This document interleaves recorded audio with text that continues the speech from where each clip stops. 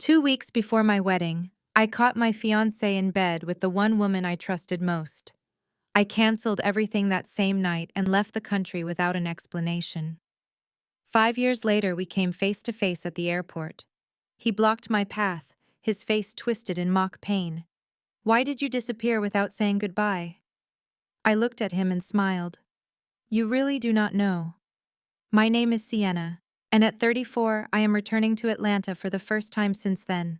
Please like and subscribe if you ever had to walk away from toxic people to protect your own peace." The sliding glass doors of Hartsfield-Jackson International Airport parted, letting in a blast of humid Georgia air. I pulled my faded gray hoodie tighter around my shoulders and adjusted my grip on a battered duffel bag. It was the perfect disguise.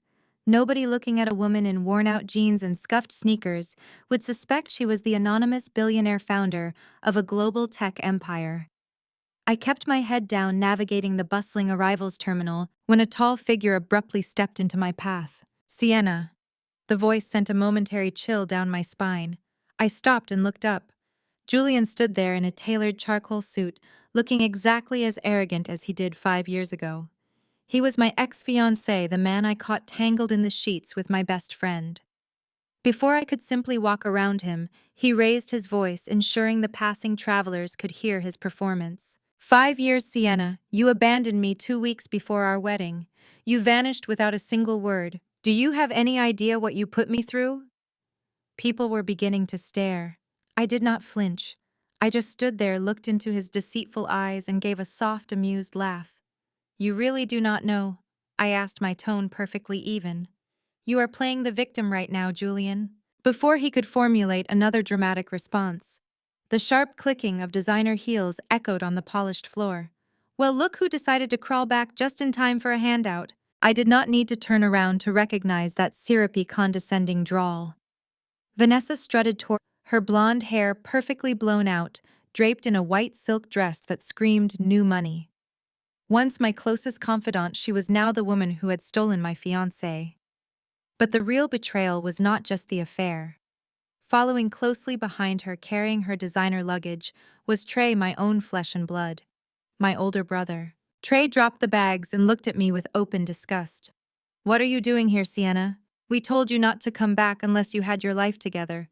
You look like a homeless person." I glanced from Trey to Vanessa, who immediately reached up to brush a speck of lint off Trey's shoulder. The movement was deliberate. It perfectly displayed the massive custom-cut blue diamond ring sitting on her finger. That was the exact same ring Julian had claimed was stolen from his safe just days before I caught them together. So my brother married my cheating best friend, and he bought her the stolen ring my ex-fiancé originally purchased for me. The layers of theft and betrayal were almost poetic. "Beautiful ring, Vanessa," I said calmly. "It looks very familiar." Vanessa smirked, intertwining her fingers with Trey's hand. "Trey treats me like a queen. He knows how to take care of a real woman, unlike some people who run away when things get tough." A familiar wave of heavy, suffocating perfume announced the arrival of the final piece to this toxic puzzle. Helen, my mother, swept into the terminal. She wore a tailored pantsuit and oversized sunglasses, looking every bit the Atlanta high society matriarch she desperately pretended to be. When her eyes landed on my faded hoodie and battered duffel bag, her face contorted in absolute horror. "Sienna, what is wrong with you?" Helen hissed, stepping forward to block me from the view of passing travelers. "You look like a broke runaway. Do you have any idea how important this weekend is for our family? Your brother and Julian are launching the Legacy Tech IPO tomorrow night. We are going to be a publicly traded company. We are about to be rich, and you show up looking like a beggar." I kept my expression entirely blank.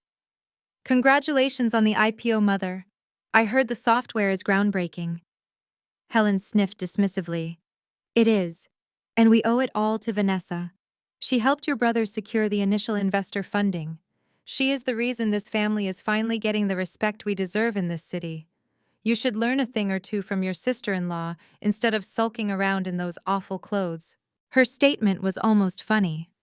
Vanessa did not know the first thing about coding or investor relations. The software Legacy Tech was about to launch was mine. They had stolen my proprietary code 5 years ago, assuming I was too broken from the cheating scandal to ever fight back. Vanessa reached into her expensive handbag and pulled out a cheap plastic keycard attached to a dirty keychain. She shoved it hard into my chest. Listen carefully, Sienna. Trey and I rented you a room at a motel down by the highway. It is paid for the week. Take it and stay out of sight. Do not show your face at the gala tomorrow night. We have major Wall Street investors flying in, and we cannot have you making us look bad. I slowly reached up and took the keycard from her hand. I looked at Julian, who was trying to hide a satisfied grin, then at Trey, who looked utterly embarrassed by my presence, and finally at my mother, who could not even look me in the eye. The memory of exactly why I had to walk away played in my mind as I stepped into the waiting black SUV outside the airport. 5 years ago, it wasn't some dramatic screaming confrontation that ended my life in Atlanta. It was a terrifyingly quiet realization. It was a Tuesday evening, exactly 14 days before I was supposed to walk down the aisle in a custom Vera Wang gown. I had left the bridal boutique early because Helen, in her typical fashion, had spent 3 hours berating the staff over the exact shade of ivory for the table linens. Exhausted, I had driven back to the luxury downtown condo Julian and I shared, craving nothing but a quiet evening and a glass of wine. I didn't call ahead. I simply unlocked the front door and stepped inside. The condo was dim lit only by the ambient glow of the city skyline pouring through the floor-to-ceiling windows. I slipped off my heels, the thick plush carpet silencing my footsteps as I walked toward the master bedroom to drop off my coat. The door was slightly ajar. I heard the unmistakable sound of tangled sheets, followed by a soft, breathy giggle that made the blood freeze in my veins. It was Vanessa, my maid of honor. The woman I had trusted with my deepest insecurities since we were freshmen in college. I stood frozen in the hallway, peering through the 2-inch crack in the doorway. Julian's tailored suit jacket was discarded carelessly on the hardwood floor, right next to Vanessa's unmistakable red Christian Louboutin pumps. I watched the man I was supposed to marry whisper into the ear of my best friend, promising her things he had spent the last 3 years promising me. In that moment, a weaker woman might have kicked the door open. She might have screamed, thrown heavy objects, or collapsed to the floor in a puddle of tears. But as I stood there, watching the two people I loved most completely desecrate my life, something inside of me snapped. The profound, overwhelming heartbreak instantly crystallized into absolute freezing clarity. I didn't make a sound. I slowly backed away from the bedroom door and walked silently into my home office down the hall. My custom-built dual-monitor workstation was humming quietly. On the screen was the preliminary user interface for the software algorithm. I had spent 3 years coding the very algorithm Julian and Trey had been casually advising me on. With shaking but deliberate hands, I plugged a military-grade encrypted flash drive into the terminal. I didn't just copy my files. I meticulously scrubbed the master source code from the local servers, leaving behind only the superficial aesthetic interface code. It was a useless shell that looked pretty, but had no functional engine. I knew Julian and Vanessa didn't have the technical literacy to tell the difference. I slipped the flash drive into my purse, walked to the kitchen island, and took off the 3-carat blue diamond engagement ring. I placed it perfectly in the center of the marble counter right next to Julian's keys. I walked out of this condo, took the elevator down to the parking garage, and drove straight to the airport. By the time Julian and Vanessa had finished their illicit afternoon in my bed, I was 30,000 feet in the air on a one-way red-eye flight to Zurich, Switzerland. The first year in Europe was a masterclass in sheer survival. I rented a tiny freezing apartment above a noisy bakery in the industrial sector of Zurich. I had no friends, no family, and no safety net. I changed my phone number, deleted every social media account, and vanished into the digital ether. The transition from an Atlanta bride-to-be living in luxury to a nameless coder in a foreign country was brutal and entirely unforgiving. For the first 6 months, my existence was reduced to a singular glowing monitor in a room that rarely rose above 50 degrees. My diet consisted almost entirely of black coffee, cheap espresso, and day-old bread from the bakery downstairs. I didn't speak to another human being for weeks at a time, save for the muffled interactions with the local grocer. I poured every ounce of my shattered reality into the terminal window, Lines of code became my only language. It was during this period of intense self-imposed isolation that the true foundation of Omni Corporation was laid. I realized that the algorithm Julian and Trey had stolen from me was just a fraction of my capability. It was a localized, consumer-level application. What I began building in that freezing Zurich apartment was something far more dangerous, far more expansive. I engineered a decentralized institutional-grade financial routing system. I designed it to be completely impervious to standard hacking methodologies, utilizing quantum-resistant encryption protocols that the rest of the world wouldn't conceptualize for another decade. My breakthrough didn't come from a glamorous boardroom pitch. It came at 4:00 a.m. on a rainy Thursday when I successfully presented a fully functional anonymous prototype to Elias Thorne. Elias was an eccentric, reclusive Swiss venture capitalist who operated strictly in the shadows of the global banking sector. He didn't care about my name, my gender, or my past in Atlanta. He only cared about the mathematics. When I ran a live simulation of my architecture, bypassing 3 layers of theoretical banking firewalls in less than 14 seconds, Elias didn't say a word. He simply wired a blind investment of 10 million euros into my newly established holding company. That was the exact moment Omni Corporation evolved from a ghost of an idea into a tangible, terrifying reality. I used that initial capital to lease server farms in Scandinavia, hire a decentralized team of elite security engineers who only knew me by my digital moniker, and aggressively secure exclusive defense contracts across the European Union. Within 2 years, my proprietary architecture was quietly powering the back-end financial logistics for a dozen sovereign wealth funds. There were nights when the crushing weight of the betrayal threatened to suffocate me. I would wake up at 3:00 a.m. drenched in a cold sweat, haunted by the echoing sound of Vanessa's laugh in my bedroom. But I weaponized that pain. Every time I felt like breaking down, I opened my laptop and coded. I coded for 18 hours a day. I built firewalls, designed revolutionary routing algorithms, and engineered a financial security software that was light years ahead of anything on the market. I registered a ghost holding company under an anonymous proxy and called it Omni Corporation. I watched from the shadows as the news broke back in Atlanta. I saw the heavily curated social media posts where Julian played the role of the devastated, abandoned fiancé. I watched Helen give tearful interviews to local society magazines, claiming her daughter had suffered a tragic mental breakdown. And then, exactly 1 year after I left, I saw the press release. Julian and Trey had officially launched Legacy Tech. They proudly stood on a stage, presenting my stripped-down user interface as a revolutionary new product. They had patented the stolen shell and convinced millions in venture capital to back it. They thought they had won. They thought they had successfully harvested my genius and discarded me like trash. But they didn't know I was watching. For 4 more years, I meticulously built Omni into a European juggernaut. I acquired smaller tech firms, secured massive government contracts, and amassed a personal fortune that dwarfed my family's entire generational trust fund. I didn't just want to be rich. I wanted to be a financial apex predator. When my private investigators finally flagged the massive gaping holes in Legacy Tech's back-end security a year ago, I didn't just find their vulnerability. I found their offshore accounts. I saw the money Julian and Vanessa were siphoning. I spent 12 months setting the perfect, inescapable legal trap, culminating in Omni Corporation formally offering a $500 million buyout to acquire Legacy Tech. Julian's greed blinded him to the fact that the anonymous European buyer was the very woman he had destroyed. As my SUV pulled up to the luxury hotel where I was staying in downtown Atlanta, I looked out at the city skyline. I was no longer the naive 29-year-old girl who ran away in the middle of the night. I was the architect of their impending destruction.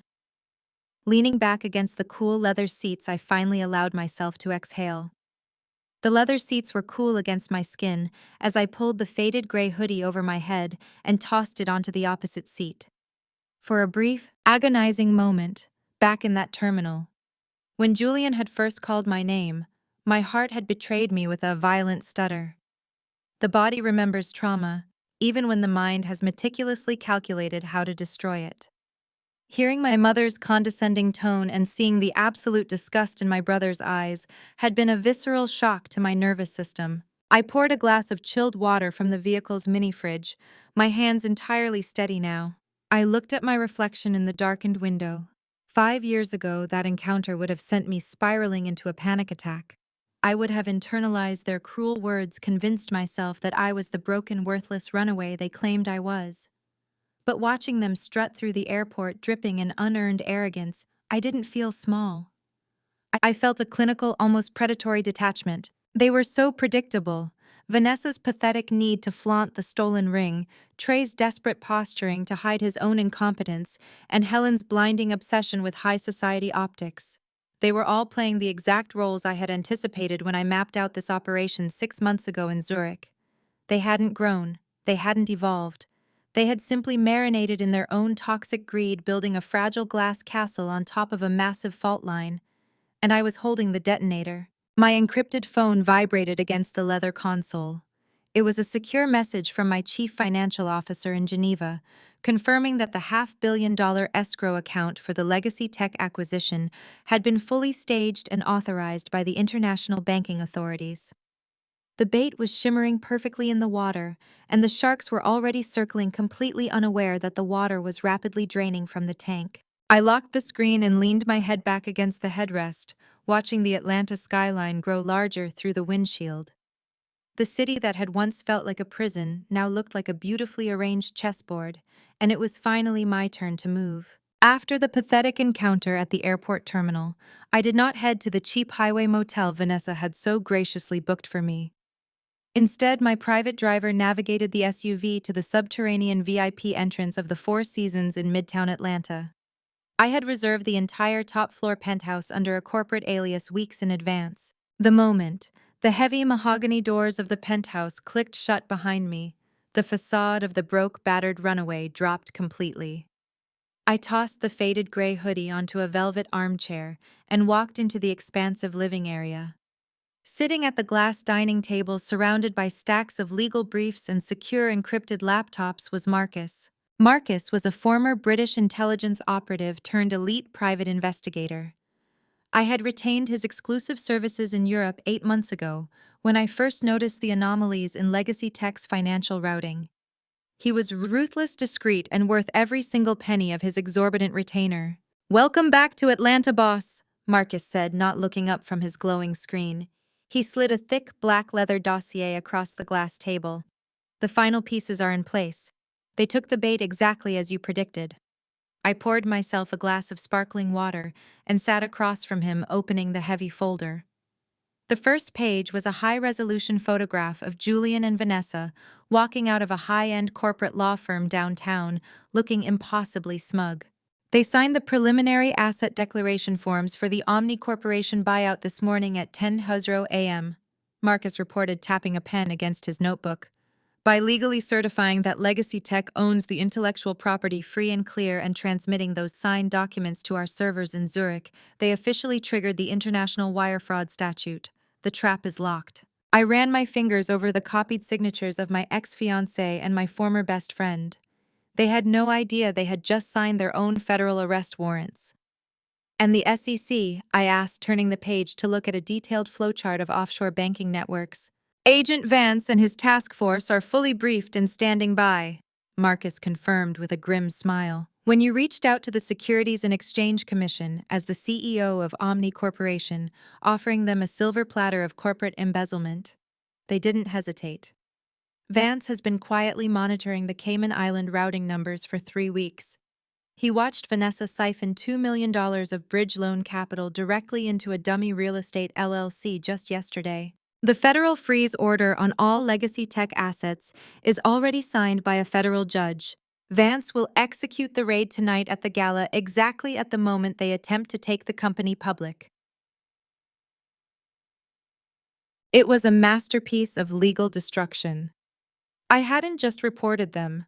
I had used my own European conglomerate to lure them into committing a federal crime across international borders.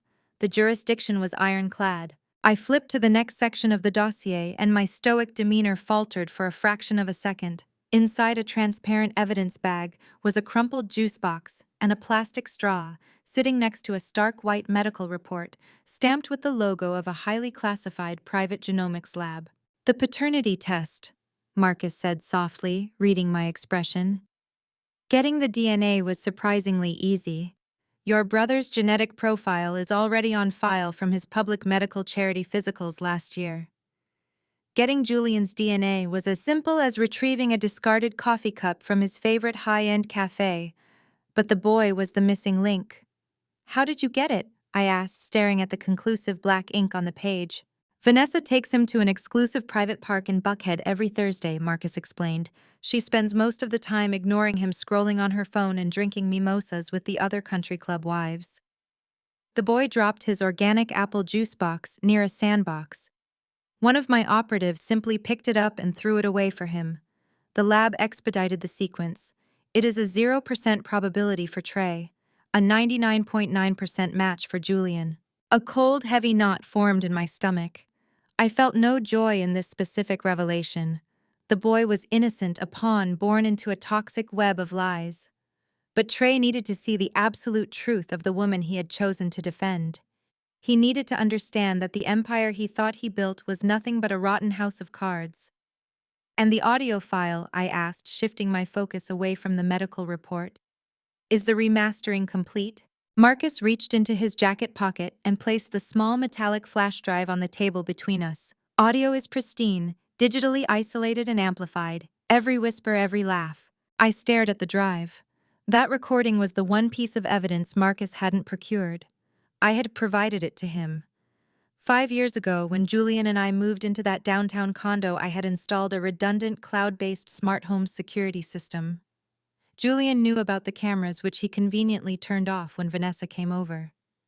But he was too arrogant and technically illiterate to realize that the secondary environmental microphone array was hardwired into a separate, encrypted server in Switzerland. I hadn't intended to spy on them.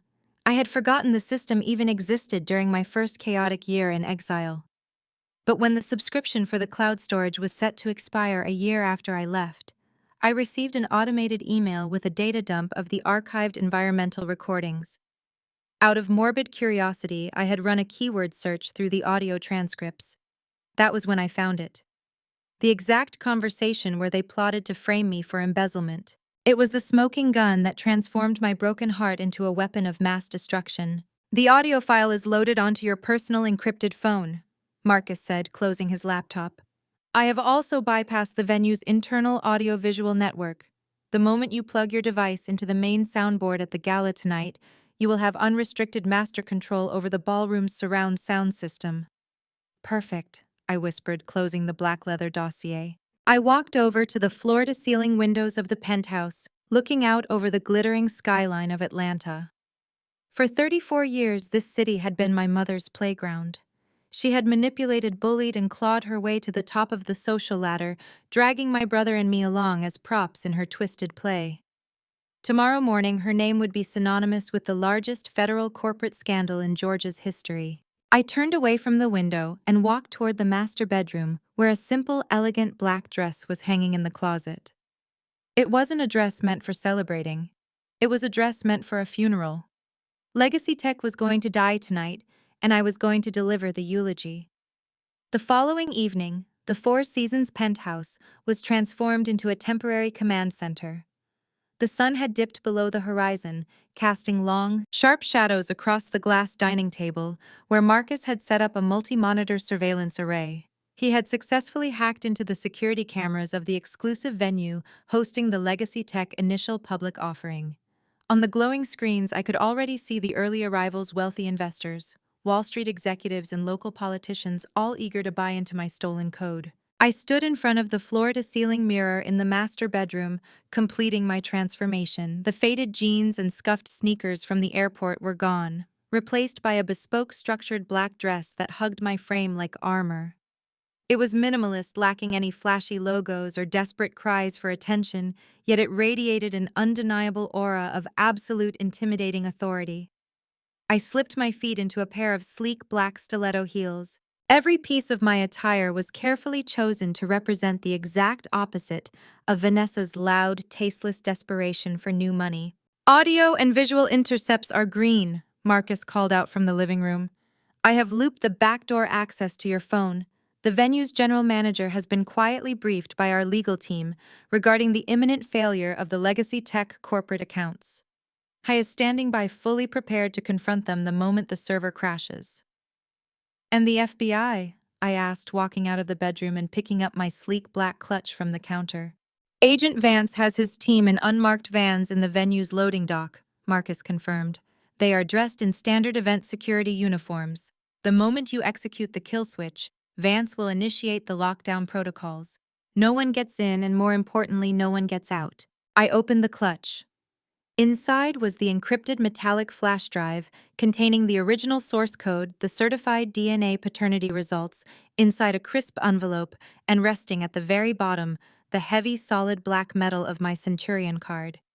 It was an arsenal designed not for physical combat, but for total psychological and financial annihilation. They expect a ghost to show up tonight, Marcus, I said, snapping the clutch shut with a sharp, definitive click. They expect a broke begging sister looking for a handout. Let's go show them what a billionaire apex predator looks like. The ballroom of the St. Regis was completely draped in suffocating, ostentatious opulence. It was exactly the kind of gaudy spectacle my mother lived for. Crystal chandeliers cast a warm, golden glow over the massive ice sculptures bearing the Legacy Tech logo. Waiters in pristine white tuxedos drifted smoothly through the sea of wealthy investors, balancing silver trays loaded with vintage Dom Perignon and caviar blinis. A live string quartet played a modernized classical symphony in the corner, intentionally drowned out by the arrogant, booming laughter of Wall Street executives preparing to throw millions of dollars at a stolen dream. I slipped through the gilded front doors with absolute ease, handing my black silk coat to the coat check attendant without breaking my stride. I bypassed the mandatory press line, utilizing a VIP vendor credential Marcus had discreetly acquired for me. No one gave the woman in the elegant, unbranded black dress a second glance. In a room full of people desperately trying to be seen, true power knows exactly how to remain invisible. I grabbed a flute of champagne from a passing tray and blended seamlessly into the perimeter of the crowd, taking a position near a towering arrangement of white orchids.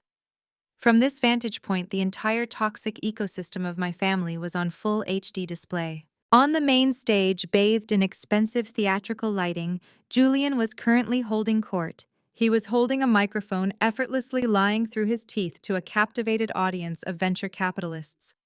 He passionately described the countless sleepless nights he and his brilliant lead developer Vanessa had spent writing the core algorithm. It was a sickening performance. He used my specific engineering terminology, horribly mispronouncing the technical jargon. Yet the greedy investors ate it up, too blinded by the promise of infinite returns to notice the glaring holes in his technical presentation. Off to the side of the stage, Helen was actively holding hostage the president of the Atlanta Country Club. My mother was practically vibrating with smug superiority, aggressively tapping the president's arm as she bragged about how her son was about to change the global tech landscape. She wore a diamond necklace that I knew for a fact Trey had taken out a secondary loan to purchase just for this exact photographic moment. And then I saw Vanessa. She was floating through the VIP section, her massive blue diamonds sparkling under the chandeliers. She was playing the role of the devoted genius tech wife, perfectly giggling and placing her hand on the arms of older wealthy men, charming them into signing the final investment ledgers. I watched them celebrate their impending billionaire status. I watched them toast to the empire they had built on my blood, sweat, and devastation. I took a slow sip of my champagne, feeling the cold, precise edge of the encrypted phone sitting heavily in my clutch. The countdown on the massive digital screens above the stage showed exactly 45 minutes until the IPO went live on the market. I took a step forward intentionally, moving out of the shadows and directly into the path of the catering staff. I wanted to be seen. I needed to isolate them before I executed the kill switch. It didn't take long. Across the room, Trey broke away from a group of junior executives. He turned his head to scan the room for a waiter, but his eyes abruptly locked onto mine. The color drained from his face so fast it was almost comical. He dropped his champagne flute. It shattered against the polished marble floor, completely ignored over the loud hum of the party. The heavy bass of the Legacy Tech Gala vibrated through the walls of Atlanta's exclusive venue, but all I could focus on was the bruising grip my brother had on my arm. Trey dragged me away from the main floor, forcing me down a dimly lit hallway and shoving me into a private VIP backroom. He slammed the heavy oak door shut behind us, cutting off the sounds of clinking glasses and laughing investors. I stumbled slightly but regained my balance, smoothing down the simple black dress I had chosen for the evening. Trey stood blocking the exit, his chest heaving with contained rage. His expensive tuxedo looked sharp, but his face was twisted into an ugly sneer that I recognized perfectly. "What are you doing here, Sienna?" Trey demanded, his voice echoing in the confined space. He paced like a caged animal, his hands running through his perfectly styled hair. "Did you honestly think you could just show up, insult my wife, and mingle with our investors? You are nothing but a walking embarrassment to this family." "I am just here to support the family business, Trey," I replied smoothly, leaning casually against the mahogany credenza. "Is that not what Mother always wanted, family unity?" "Do not play games with me," Trey snapped, taking a threatening step forward. He pointed a shaking finger at my face. "I know exactly why you crawled back. You saw the Forbes articles, you saw the news about our initial public offering, and decided you wanted a piece of the pie. You have been broke, miserable, and utterly alone for 5 years, and now you want to extort us." He let out a harsh, patronizing laugh, shaking his head. "You always had a flair for the dramatic, Sienna, but this is a new low. Do you have any idea what you put Mother through when you disappeared? She had to face the entire country club alone. She had to explain why her daughter had a complete mental breakdown and abandoned her fiancé at the altar. We had to clean up your mess." "My mess?" I asked, tilting my head slightly. I watched his micro-expressions, the slight twitch of his jaw, the aggressive posturing. He was terrified. "You mean the billion-dollar algorithmic mess I built from scratch while you were busy playing golf and pretending to be a tech visionary? You wrote some buggy, unstable spaghetti code," Trey shouted, his face turning a dark shade of red. He was actively trying to rewrite history, employing the exact same gaslighting tactics our mother had used on us since childhood. "You were having a psychiatric episode, Sienna. You were paranoid and unstable. Vanessa had to step up. She brought in real engineers to overhaul your garbage prototype. She made this company what it is today." Before I could tear apart his pathetic delusion, the heavy brass handle of the door clicked. Julian slipped into the room, quickly shutting and locking it behind him. He looked flushed from schmoozing investors, the scent of expensive bourbon and cheap arrogance clinging to his tailored suit. His face hardened into a familiar, cruel mask the moment he saw me. He walked up to stand shoulder to shoulder with my brother. The two men who had benefited most from my destruction were teaming up to bury me one last time. "I thought I smelled desperation," Julian sneered, adjusting his expensive silk tie. He looked me up and down, his eyes lingering on my simple black dress with intentional disgust. It was a classic narcissistic tactic, trying to make me feel small, undesirable, and profoundly out of place. "You really do not know when to quit, do you, Sienna?" "Julian," I acknowledged him with a curt, icy nod. "You are looking a little sweaty for a man about to ring the bell on Wall Street. Are the servers acting up again?" Julian's eyes flashed with a momentary panic before he masked it with a cruel smirk. "The servers are flawless, just like my wife. You know, I actually have to thank you, Sienna. If you hadn't run away like a terrified little girl, I might have actually married you. I would have been stuck with a frigid, socially awkward code monkey instead of a real woman who actually knows how to build an empire." He stepped closer, invading my personal space, trying to use his height to intimidate me. 5 years ago, I would have shrunk back. I would have stared at the floor and let him verbally batter me into submission. Today, I did not even blink. I looked directly into his eyes and saw nothing but a hollow, insecure fraud. "You are unhinged, Sienna," Julian continued, his voice dropping to a menacing whisper. "You are obsessed with us. But let me make this crystal clear, you have no power here. You have no money, no connections, and no proof of anything. If you walk out that door and try to talk to a single investor, I will personally drag you to the microphone and tell the world that you are a mentally unstable stalker who has been harassing my family." Trey stepped forward, perfectly playing the good cop to Julian's aggressive posturing. He reached into the inner pocket of his tuxedo and pulled out a folded piece of paper. He threw it at my chest with a look of supreme condescension. It fluttered to the floor near my shoes. It was a cashier's check for $10,000. "Pick it up," Trey ordered, his tone dripping with fake pity. "That is $10,000. That is more money than you have seen in half a decade. You will take it, and you will sign a non-disclosure agreement, relinquishing any delusional claims you think you have to the software we are launching tonight." "This is a massive favor, Sienna," Julian added, crossing his arms and leaning back. 10 grand is a fortune for someone living in a roadside motel. Take the charity. Go start a new life in some cheap town where nobody knows your name. Because if you do not pick up that check right now, I will call the venue security, and then I will call the police. I will have you arrested and charged with corporate espionage." "Trespassing and espionage?" I asked, feigning innocent surprise while my mind rapidly calculated their absolute stupidity.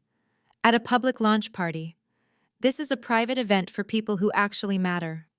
Julian spat the bourbon on his breath, turning his words vicious. "You are an uninvited, disgruntled former associate. Take the money, Sienna. Leave Atlanta tonight and never come back, or I swear to God I will crush whatever is left of your miserable life." I looked between the two of them. I analyzed their synchronized breathing, the desperate clenching of Trey's fists, and the sweat beading on Julian's forehead. They were so confident, so absolutely certain of their own superiority. They truly believed they held all the cards. They believed I was still the same terrified, easily manipulated 29-year-old girl who had fled the country to escape their cruelty. They genuinely thought a $10,000 bribe and a few empty threats would make the architect of their stolen empire simply disappear. Slowly, deliberately, I crouched down. I kept my spine perfectly straight and my eyes locked on Julian's as my fingers brushed the expensive carpet and closed around the $10,000 check. Trey let out an arrogant, heavy sigh of relief, clearly thinking his psychological warfare had worked and I had submitted to his demands. Julian smirked, his chest puffing out in victory, as he waited for me to beg for a pen to sign their ridiculous legally void agreement. Instead of asking for a pen, I held the check between my fingers and ripped it cleanly down the middle. I stacked the pieces and ripped them again, letting the torn paper fall onto the expensive carpet. Trey's face went completely white. Julian lunged forward, his hands balling into fists. "Are you insane?" Trey shouted, his voice cracking with panic. "Do you realize what you just did? You are getting nothing now, nothing." I ignored his screaming. I reached into my purse and pulled out my custom encrypted phone. I did not break eye contact with Julian as I dialed a direct secure line.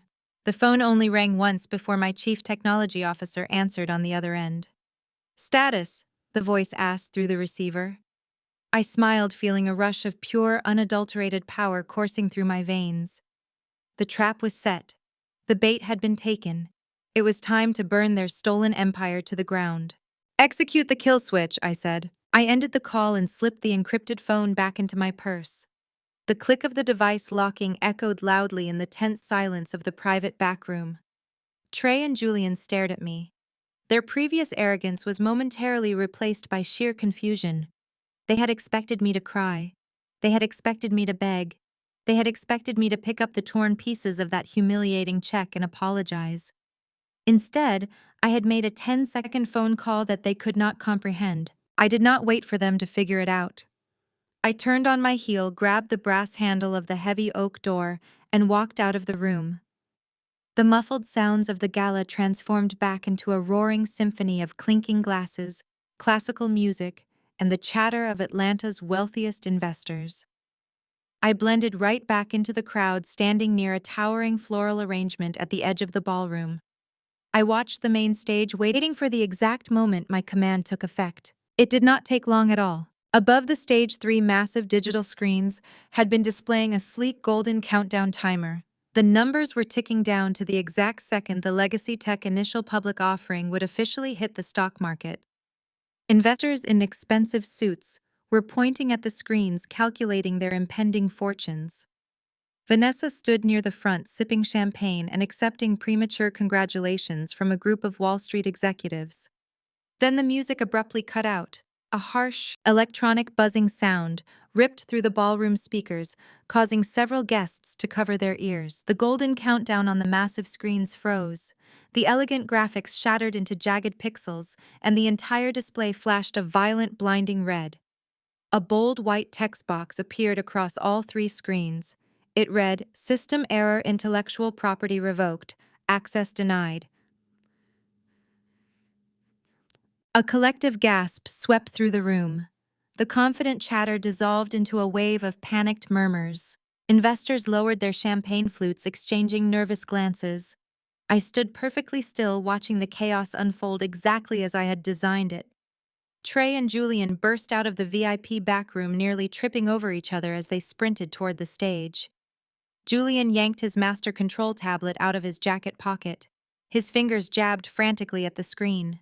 I was sweating profusely, swiping and tapping with mounting desperation. "Reboot the servers!" Julian shouted at an intern standing near the soundboard. "Bypass the firewall, do a hard reset." His commands were utterly meaningless.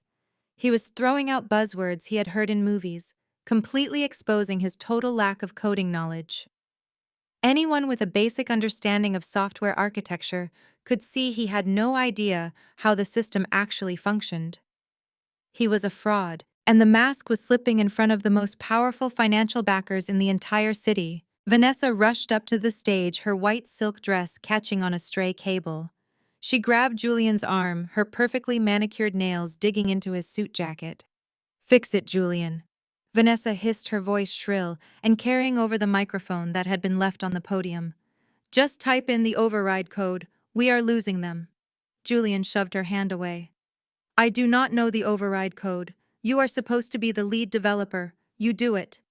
He shoved the tablet into her hands. Vanessa stared at this glowing screen as if it were an alien artifact. She began hyperventilating, her chest heaving as she randomly poked at the glass. The lead developer of legacy tech could not even figure out how to pull up the command terminal. Her entire tech genius persona was a complete fabrication built entirely on the back of my stolen labor. The investors in the front row started stepping back, pulling out their phones and dialing their brokers. They recognized a sinking ship when they saw one. I savored every second of their public humiliation. But then a sharp, manicured hand grabbed my shoulder and spun me around violently. It was my mother. Helen's eyes were wide with a manic, terrified energy. She pointed a trembling finger directly at my face. "You did this!" Helen spat, her voice trembling with fury. "You brought your miserable dark cloud of failure into this room, and you ruined your brother's night. You are a curse, Sienna. I told Trey not to let you into this building. Your bad energy is jinxing the greatest moment of our family's history." I brushed her hand off my shoulder, disgusted by her blind devotion to a son who was currently crumbling on stage. "Bad energy does not crash a highly secure corporate server, mother," I replied, keeping my voice chillingly calm and maintaining steady eye contact. "Absolute incompetence does. Look at your golden boy. Look at his brilliant white wife. They are complete frauds, and the whole world is watching them fail right now."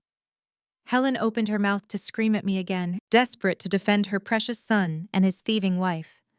But a sudden commotion at the back of the massive ballroom interrupted her unhinged tirade before it could even begin. The heavy mahogany double doors of the ballroom swung open with a resounding crack.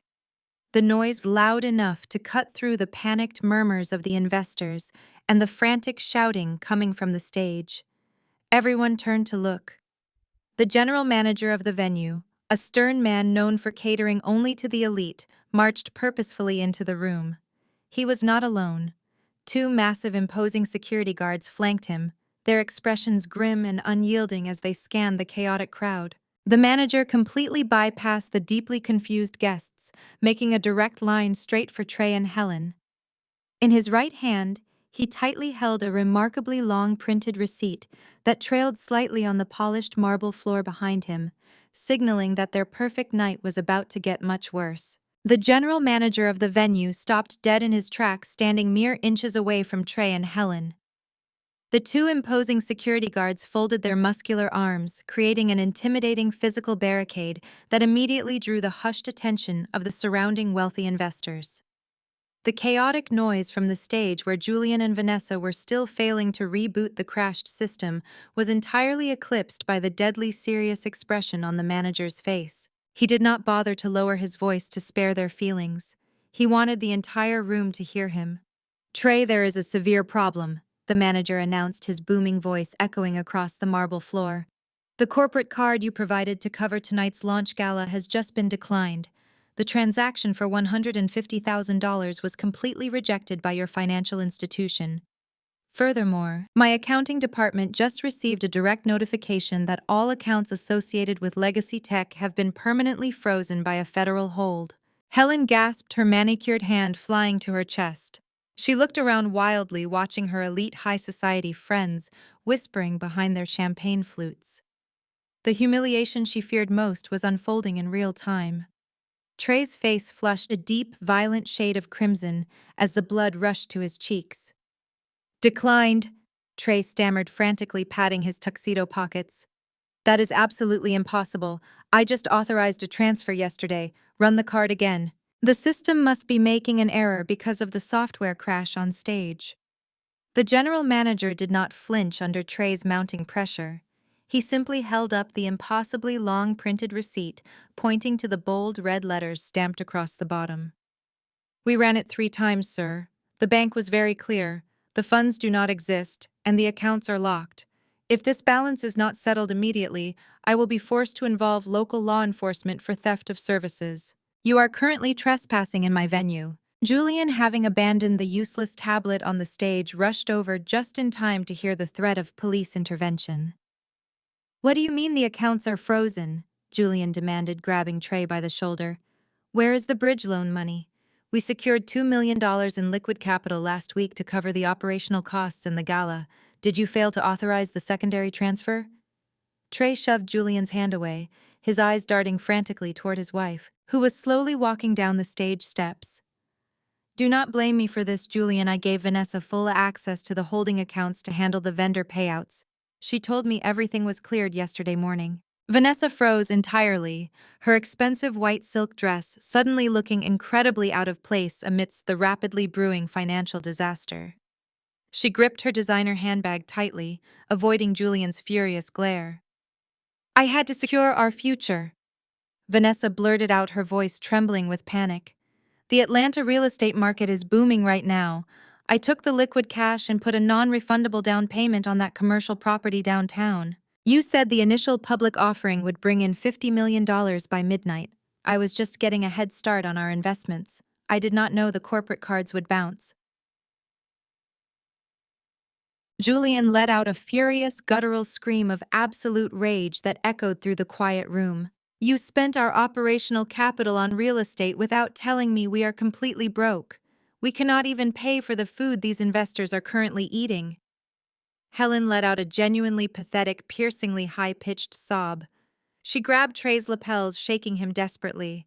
"Trey, you have to fix this. Call the bank. Call your personal wealth manager. You cannot let them arrest me in front of the country club president. Do you know what this will do to our reputation?" Trey looked at his mother with hollow, terrified eyes. "I have nothing, Mother." Vanessa drained the personal accounts to cover the collateral on the commercial lease. "We are completely tapped out." Vanessa, desperate to deflect the blame from her own staggering incompetence and greed, suddenly whipped her head around and locked her furious eyes on me. I was still standing perfectly still, watching them tear each other apart. "You," Vanessa shrieked, pointing her finger directly at my face. "You did this. You are standing there enjoying this. Well, do not just stand there like a useless ghost. Open your cheap little duffel bag and chip in whatever pathetic waitressing tips you managed to save over the last 5 years.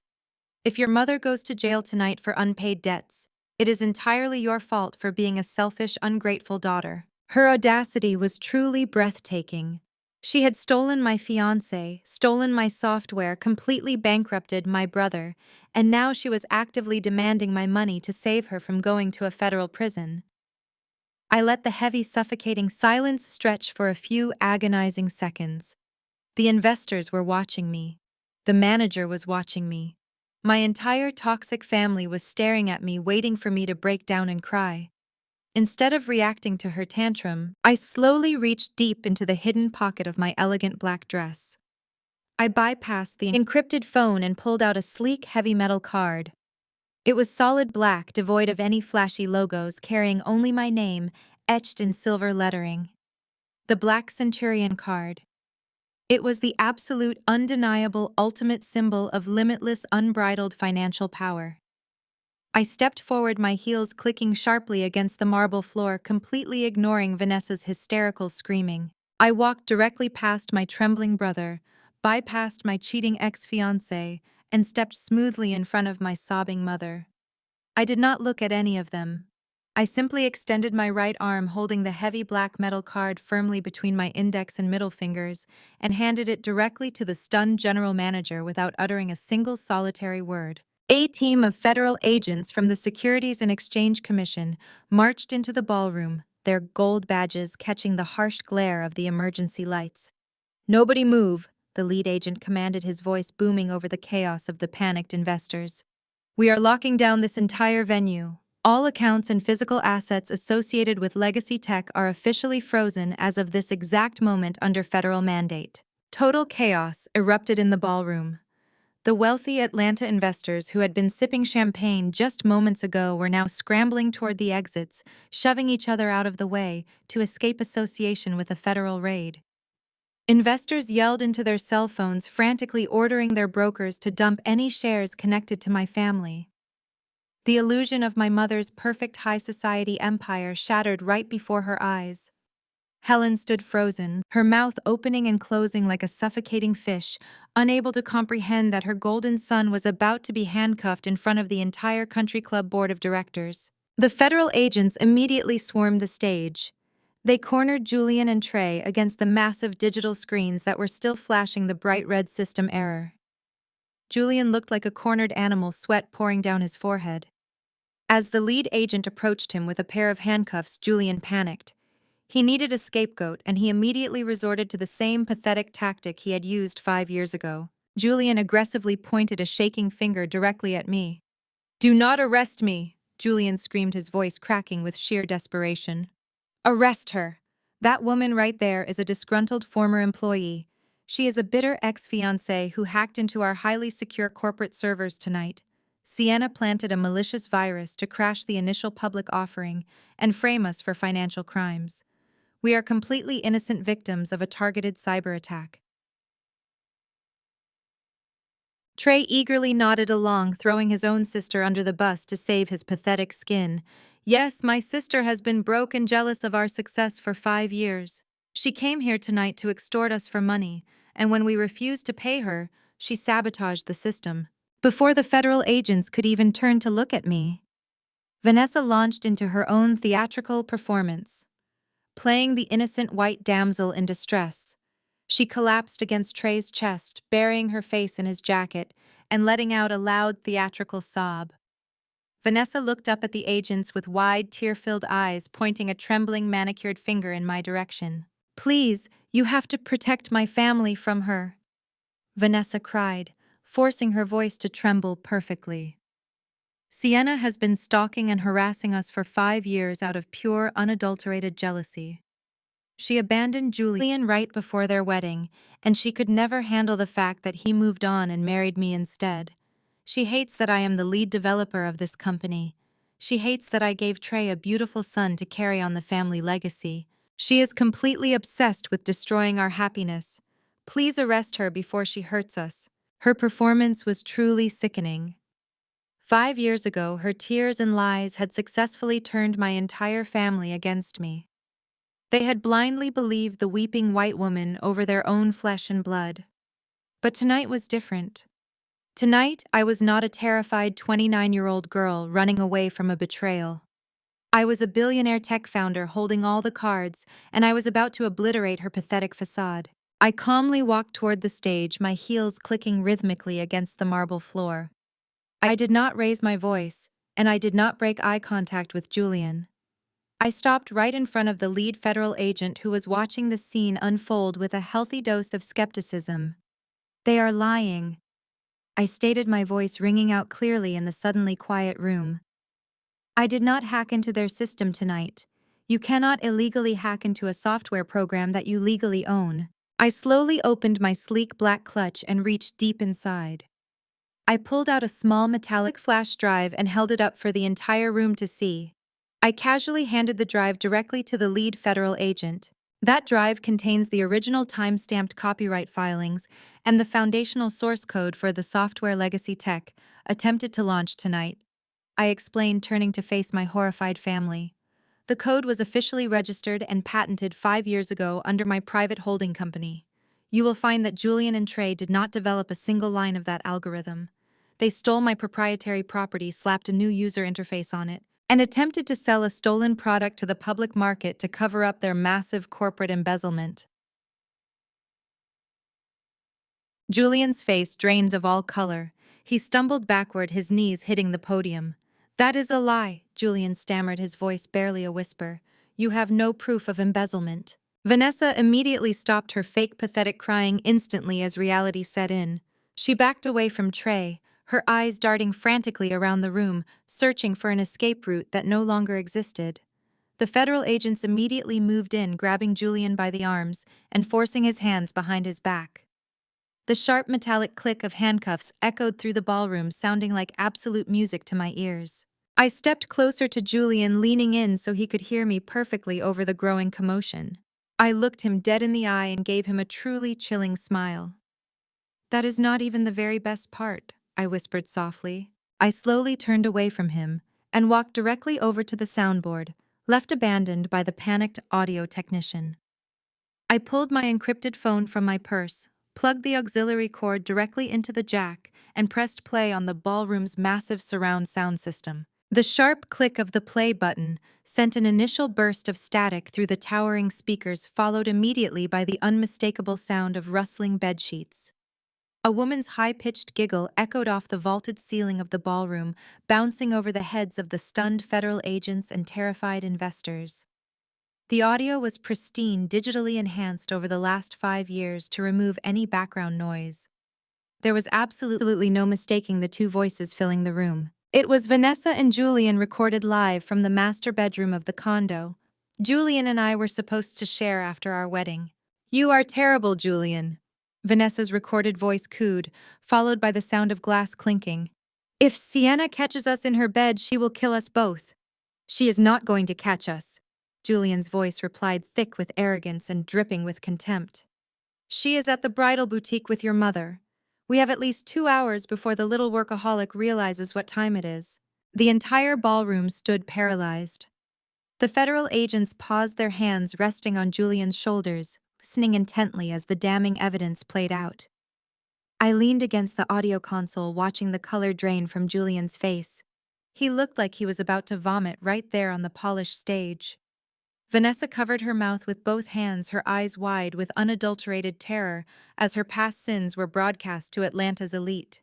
"I still cannot believe she actually trusts me to manage the back-end security." Vanessa's voice continued on the recording, letting out another cruel laugh. "She really thinks I am just helping her format the user interface." "That is because she is naive," Julian responded. "Sienna only cares about writing the perfect algorithm. She has no idea how the real world operates. Have you finished embedding the ghost protocols into the primary financial ledger?" "I finished it last night," Vanessa said. "The routing software is completely detached from the visible user interface. We can siphon 10% of every transaction into the offshore accounts in the Cayman Islands, and the system will automatically balance the books to look perfectly clean. It is completely untraceable back to us." "Perfect," Julian murmured, the sound of a kiss amplifying through the speakers. "Once we are married, I will have legal joint access to her holding company. When the federal auditors finally notice the missing funds next year, the data trail will point directly to her original source code. Sienna will take the fall for the corporate embezzlement, she will go to federal prison, and we will take the offshore money and disappear." The audio recording clicked off, plunging the ballroom into a deafening, heavy silence. The silence lasted for exactly 3 seconds before absolute pandemonium erupted. The high society investors who had previously been worried about a simple software glitch were now actively sprinting toward the exits.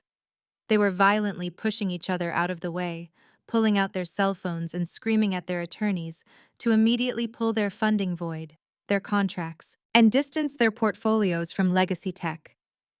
The mere mention of offshore accounts and federal embezzlement was a death sentence on Wall Street. Helen, completely unwilling to accept the total destruction of her carefully curated empire, lunged forward. She pointed a manicured finger at the speakers, her face twisted in desperate delusional denial. "It is a fake!" Helen shrieked, her voice cracking as she tried to shout over the panicked crowd.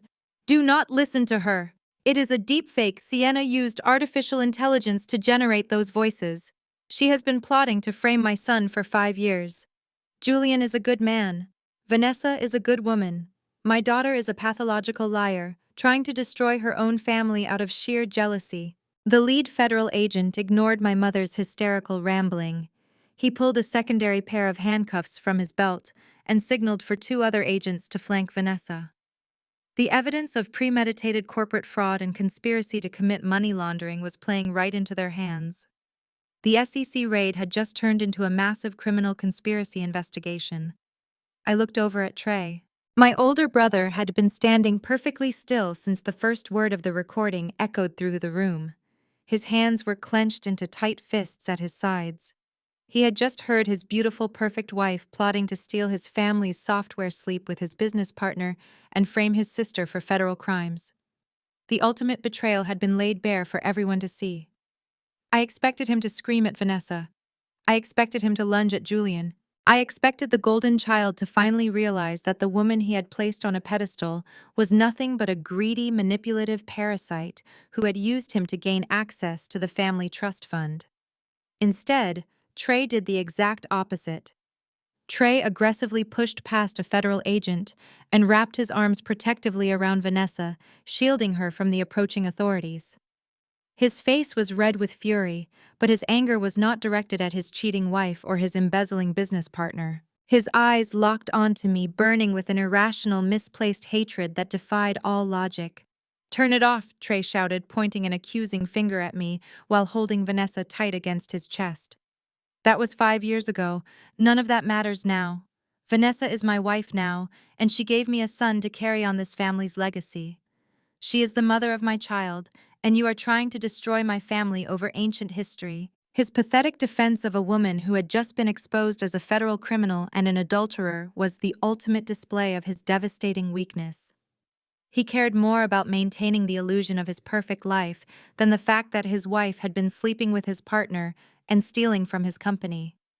He stood absolutely frozen. I stared directly at my older brother with a profound, overwhelming sense of absolute pity. He stood there in his ruined designer tuxedo, violently shaking as he clung to the woman who had just been exposed as a federal criminal and a serial adulterer.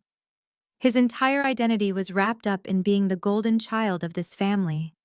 He needed the illusion of his perfect white wife and his perfect little family so badly that he was willing to overlook blatant recorded evidence of a massive betrayal. Trey was actively choosing to defend the parasite draining his lifeblood rather than face the humiliating reality of his situation. I looked from his red, tear-stained face to Vanessa, who was pressing her face into his shoulder and sobbing with an exaggerated theatrical distress. She knew exactly what she was doing. She was playing on his deep-seated insecurities, leveraging the one thing she knew he valued above his own dignity: his golden legacy, his only son.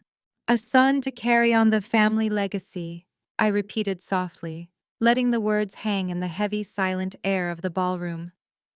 The federal agents surrounding Julian remained still, watching the domestic implosion with cold, professional detachment. "That is the hill you die on tonight, Trey. You are going to defend a woman who plotted to frame your own sister for corporate embezzlement, simply because she gave you an heir to a trust fund she actively planned to steal." Trey tightened his grip around Vanessa's waist, glaring at me with raw, unfiltered hatred. "Shut your mouth, Sienna. You do not know anything about my family. You ran away and left us to deal with the fallout of your disappearance. Vanessa was there for me. She gave me a beautiful, perfect 4-year-old boy. He is my blood and he is the future of legacy tech. You are just a bitter, barren spinster trying to tear down everything I have built. I did not raise my voice. I did not break eye contact. I slowly unclasped the silver latch of my sleek black clutch. I reached my hand deep inside and felt the smooth, crisp edges of a thick manila envelope. I pulled it out and held it up under the harsh glare of the emergency lights. I actually know a lot about your family, Trey, I said, my voice cutting through the tension like a razor. In fact, I know significantly more about your family than you do.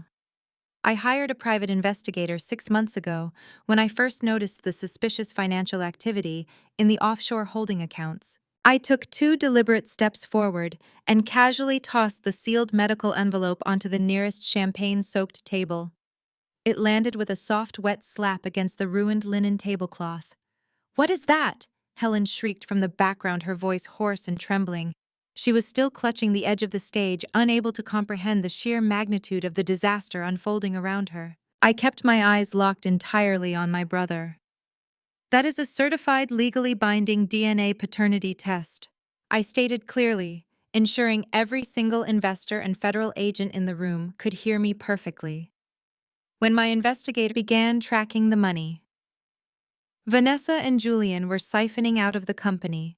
He found a very interesting series of recurring medical payments. Payments to a discreet, high-end pediatric clinic. It turns out your wife was not just hiding stolen corporate funds. She was hiding a much darker, much more personal secret. Vanessa snapped her head up. Her fake theatrical sobbing stopped instantly. The color drained completely from her face, leaving her looking like a chalk-white ghost. Her eyes widened in absolute terror as she stared at the manila envelope resting on the wet table. "Do not look at it!" Vanessa screamed, her voice cracking with genuine, unadulterated panic. She lunged forward, her hands frantically reaching for the envelope, desperate to shred the paper before anyone could read the contents. "She is lying. She forged those documents. Sienna is trying to ruin my life." But Trey was faster. The sheer desperation in the voice of his wife triggered a primal, instinctual reaction. He stepped in front of Vanessa, blocking her path, and snatched the envelope off the table before her manicured fingers could even brush the paper. He tore open the seal, his hands shaking violently as he pulled out the crisp white medical report. "Trey, please," Vanessa begged, dropping to her knees on the marble floor and grabbing his pant leg. "Do not read it. She hates us. She wants to destroy our family." Trey ignored her. He stared at the black ink printed across the page. I watched his eyes scan the lines of medical jargon moving rapidly until they hit the final conclusive sentence at the bottom of the document.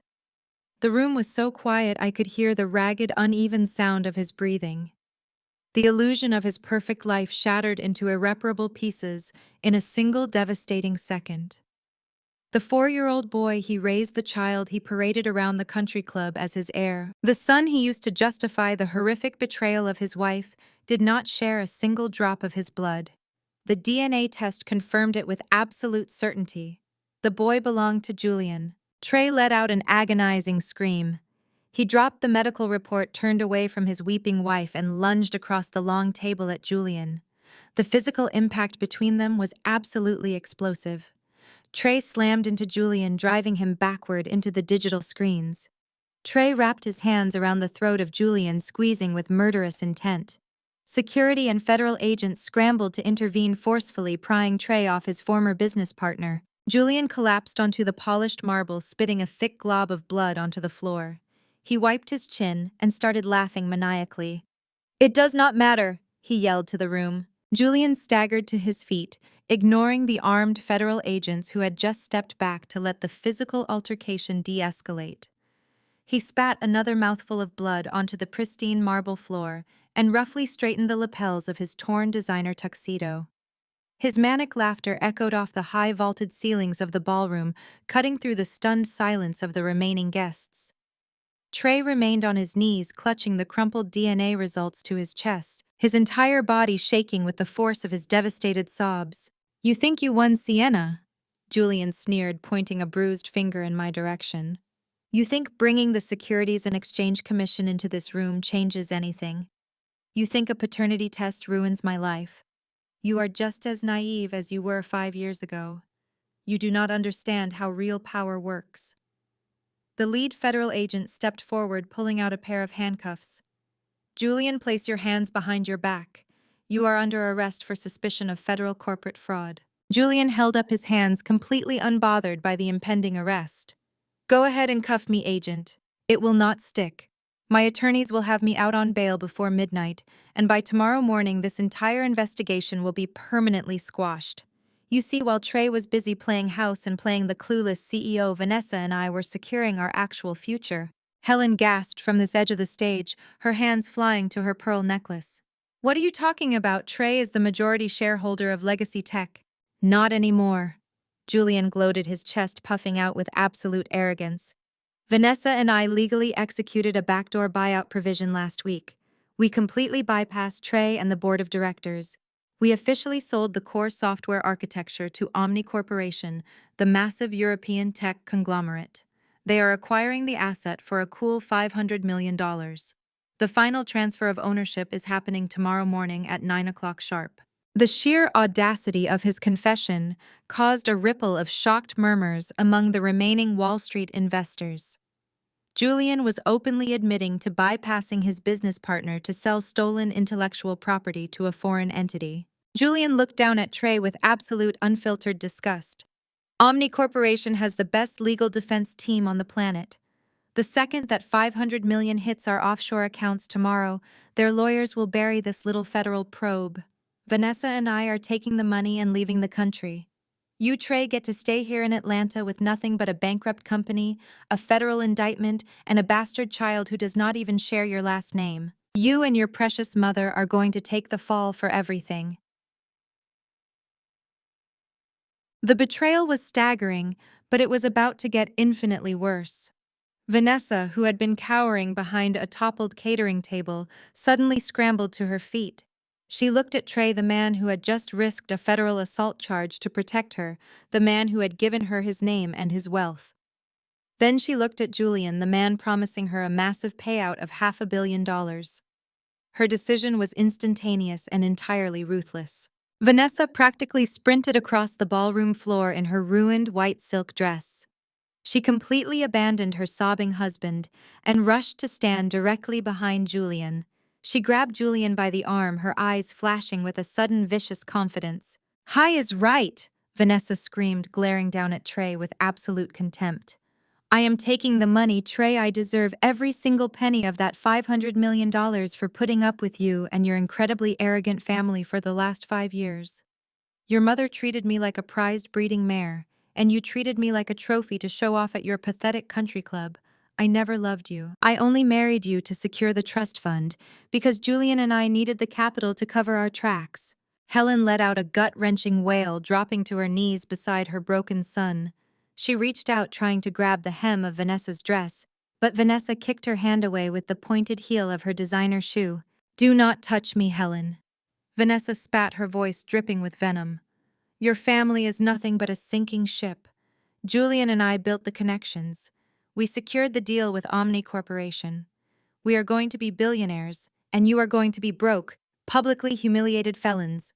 The moment we sign those papers tomorrow, we are untouchable." Julian wrapped his arm around Vanessa's waist, pulling her close and kissing her temple right in front of Trey. It was the ultimate display of cruelty, a final twisting knife in the back of a man who had already lost absolutely everything. "You can keep the kid, Trey," Julian mocked, laughing as the federal agents finally moved in to secure his wrists. "Consider him a parting gift. I will have my lawyers draft the buyout termination papers from a holding cell tonight. Read them and weep." The room was silent, save for the heavy rhythmic sobbing of my brother and the sharp clicking of handcuffs. The federal agents began reading Julian and Vanessa their Miranda rights, but the two traitors simply smiled, utterly convinced that their massive European payout would save them from any real consequences. I stood perfectly still amidst the wreckage of my family's legacy. I looked at Julian's smug, bleeding face. I looked at Vanessa's triumphant, wicked smile. They truly believed they had outsmarted everyone in the room. They believed their backdoor deal was the ultimate escape hatch. I slowly walked toward them, stopping inches away from where federal agents held Julian. I tilted my head, letting a terrifyingly calm, genuine smile spread across my face. Omni Corporation, you said? I asked, my voice echoing clearly in the incredibly quiet ballroom. What time is the signing tomorrow? Julian scoffed, assuming my question was a pathetic attempt to grasp at my stolen company. He leaned forward, his face twisted into pure arrogance. 9 in the morning, Sienna. Julian spat, twisting his wrists against the cold metal of the federal handcuffs. At the Omni Corporation regional headquarters downtown. Feel free to stand outside and watch us walk out with $500 million. The lead federal agent yanked Julian backward, signaling the end of the conversation. The agents began marching him through the crowd of investors. Vanessa turned to follow her ticket to freedom, her ruined white dress trailing behind. Before she could take 3 steps, a shrill voice shattered the tension. Vanessa, wait, you cannot do this. Helen pushed her way past a group of stunned board members. My mother was unraveling. Her styled hair was disheveled, and her expensive makeup was smeared down her cheeks. She bypassed Trey, who was kneeling on the floor, clutching the paternity test and sobbing. Helen did not even glance at her broken son. Her golden child, the man whose life had just been destroyed, was entirely invisible to her. The only thing that mattered to my mother in that moment was the illusion of her high society Atlanta empire. She needed to preserve the image of her son's perfect white wife at any cost. Helen lunged forward and grabbed the delicate fabric of Vanessa's skirt. To the absolute shock of every single investor remaining in the ballroom, the proud matriarch of the family dropped heavily onto both of her knees. Vanessa, sweetheart, please. Helen begged, her voice cracking with a frantic energy. You are just upset. You do not mean what you are saying. We can fix this. We can fix all of this. Vanessa stopped and looked down at my mother with a mixture of sheer annoyance and utter disgust. She tried to yank her skirt out of Helen's grip, but my mother held on with terrifying desperation. Listen to me, Vanessa. Helen pleaded, tears streaming freely down her face as she looked up at her daughter-in-law. You do not have to leave Trey. We can handle Julian quietly. I will give you full control of the family estate. I will sign over the deed to the Buckhead mansion tomorrow morning. You can have total access to the remaining trust funds. Just do not divorce my son. Do not drag our family name through the mud. We will raise the boy together just like we always planned. It was a staggering display of moral bankruptcy. Helen was actively offering to reward the woman who had embezzled millions, slept with her son's business partner, and passed off another man's child as the heir. She was willing to sacrifice her own son's dignity just to keep the scandal quiet and maintain her precious social standing. Trey slowly lifted his head. His eyes were red and swollen. He stared at his mother, watching her humiliate herself to beg the woman who had completely destroyed him. Mom, Trey croaked, his voice raw. Stop, please stop. Helen ignored him completely. She kept her tear-filled eyes locked entirely on Vanessa. Vanessa stared down at the groveling woman at her feet. For a moment, the room held its breath. Then Vanessa threw her head back and let out a loud bark of laughter. It was a harsh, cruel, and deeply vindictive sound that echoed loudly across the empty dance floor. You are absolutely pathetic, Helen. Vanessa sneered, her voice echoing with unmistakable malice. Do you really think I want your outdated, tacky mansion? Do you genuinely believe I care about preserving the reputation of a family that is about to be indicted for federal financial crimes? Vanessa violently jerked her skirt backward, tearing the silk fabric out of Helen's desperate hands.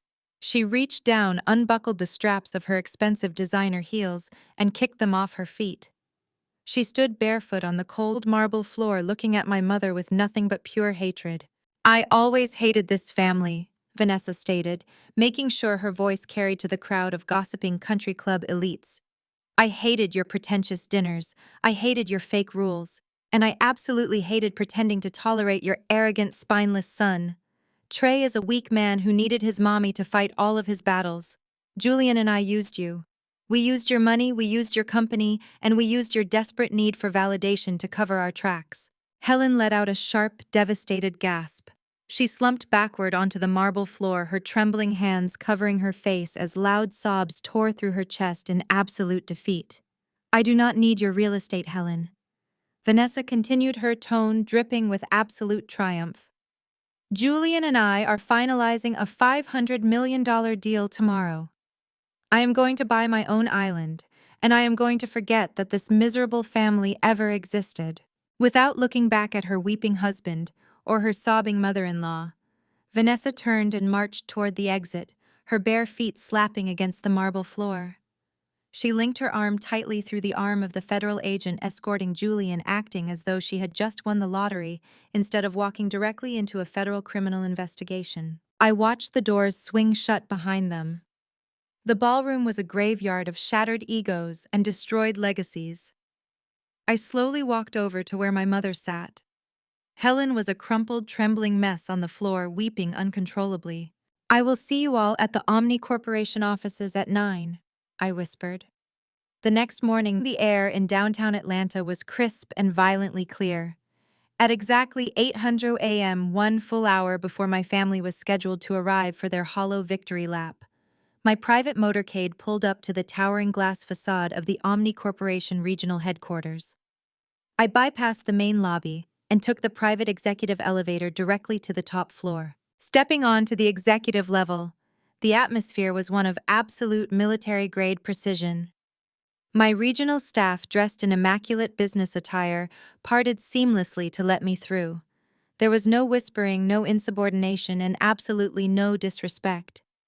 This was the empire I had built with my own 2 hands, forged in the fires of isolation and relentless discipline. I walked directly into the massive glass-walled boardroom. Sitting at the far end of the sprawling mahogany table was Special Agent Vance. He was flanked by 3 heavily armed federal agents quietly reviewing the final arrest warrants. "Good morning, Ms. Sienna," Agent Vance said, standing up and offering a respectful nod. "The perimeter is completely secured. My tactical units are staged in the freight elevators and the adjacent emergency stairwells. The moment the suspects enter this room and acknowledge the fraudulent contract, we will move in and execute the federal hold." "Thank you, Agent Vance," I replied, taking my seat at the absolute head of the table, the high-backed leather chair framing me perfectly against the panoramic view of the city. They are desperate, arrogant, and entirely convinced they have outsmarted the system. They will walk in here expecting to meet a faceless European proxy. Let them sit down. Let them get comfortable with their delusions before we drop the floor out from under them. Vance signaled to his team, and they seamlessly melted into the adjoining observation room, hidden behind tinted one-way glass. I placed the thick-bound copy of the Omni acquisition contract directly in the center of the table. I smoothed my hands over the cold, polished mahogany, feeling the absolute stillness of the room. The silence was heavy, pregnant with the impending destruction of the people who had tried to bury me alive. At exactly 8:58 a.m., the heavy oak doors of the boardroom swung open. Julian and Vanessa practically floated into the room, their faces flushed with the adrenaline of what they believed to be their final triumphant escape. They didn't even look at the person sitting at the head of the table right away. They were too busy admiring the expensive artwork and the staggering view of the city they thought they had conquered. When Julian finally turned his head to demand a pen from the supposed European executive, his eyes locked onto mine. The arrogant, victorious smirk completely melted off his face, replaced instantly by the hollow, terrifying realization that he had just walked willingly into the belly of the beast. The heavy silence in the boardroom stretched for a fraction of a second before the reality of my words registered. Vanessa slammed her hands flat against the polished mahogany table. "You are lying!" Vanessa shrieked, her voice echoing off the glass walls. "We signed a binding agreement with Omni Corporation. You cannot just walk in here and cancel a $500 million acquisition. We have rights. We own the executive shares of Legacy Tech, and we are legally entitled to our payout right now." She looked wildly at the corporate lawyers sitting around the table. Tell this delusional woman she has to pay us. We brought this company to the global market. I demand our money." I remained perfectly still in my leather chair at the head of the table. "You did not do any work, Vanessa," I replied, my voice steady and completely devoid of emotion. "You stole a product you did not understand, and you tried to sell it to the one person on Earth who holds the actual copyright. I am the sole creator of the software architecture. Legacy Tech is an empty shell. You are trying to sell a stolen car back to the original owner." Julian stared at the thick bound contract resting on the table between us. His chest heaved with rapid breaths. He could see my signature stamped on the bottom line, right next to the corporate seal of Omni Corporation Europe. The arrogant smirk he had worn since yesterday had vanished, replaced by the sheer terror of a man trapped in a burning building. "This is not happening," Julian muttered, shaking his head. "This is a trick. You do not have the power to void this transaction." Julian lunged across the wide conference table. He reached out with both hands, his fingers clawing desperately at the polished wood as he tried to grab the physical contract. He believed that tearing the paper into shreds could somehow undo the nightmare unfolding around him. "I am going to destroy this," Julian yelled, his face turning a violent shade of red. "You are not taking this away from me, Sienna." Two security guards stationed by the door immediately stepped forward, but I raised my hand to stop them. "Let him have it," I instructed calmly. "It is just a printed copy." The original digital files were already logged into the federal database at exactly 8 o'clock this morning. "Tearing up a piece of paper will not save you, Julian." Julian froze, his hands hovering inches above the document. He looked up at me, his eyes wide with confusion and rising panic. "Federal indictment," he whispered. "What are you talking about?" "This is a civil dispute over intellectual property. We are protected under the corporate liability shield. You cannot put us in jail." I smiled. It was the cold smile of a woman who had spent 5 years designing the perfect execution. "You really should have read the preliminary asset declaration forms you both signed yesterday afternoon," I said, folding my hands neatly on the table. "When you sat in that office and eagerly signed those documents to expedite the buyout, you swore under penalty of perjury that Legacy Tech owned the intellectual property free and clear. You officially guaranteed that there were no hidden creators and no conflicting copyrights." Vanessa stopped screaming and stared at me. Her mouth opened, but no sound came out. The blood completely drained from her face as the legal implications finally dawned on her. "By signing those forms and transmitting them to a foreign entity," I continued, my voice ringing with absolute authority, "you did not just commit a simple corporate error. You willfully engaged in international wire fraud. You attempted to sell stolen assets across borders, which immediately elevates this from a minor civil dispute to massive federal corporate fraud. You handed the government a signed confession. You set us up." Julian breathed, his voice barely a whisper. He stumbled backward, bumping into his leather chair. "You built this entire European company just to lure us into a federal crime." "I simply offered you an opportunity," I corrected him. "Your own blinding greed did all the actual work. You were so desperate for a quick $500 million that you blindly signed away your freedom." I slowly lifted my left arm and tapped the face of my watch. "It is exactly 9:15 in the morning," I announced to the silent room. "The financial markets have officially opened and the trap is closed." I gestured toward the transparent glass walls of the modern boardroom.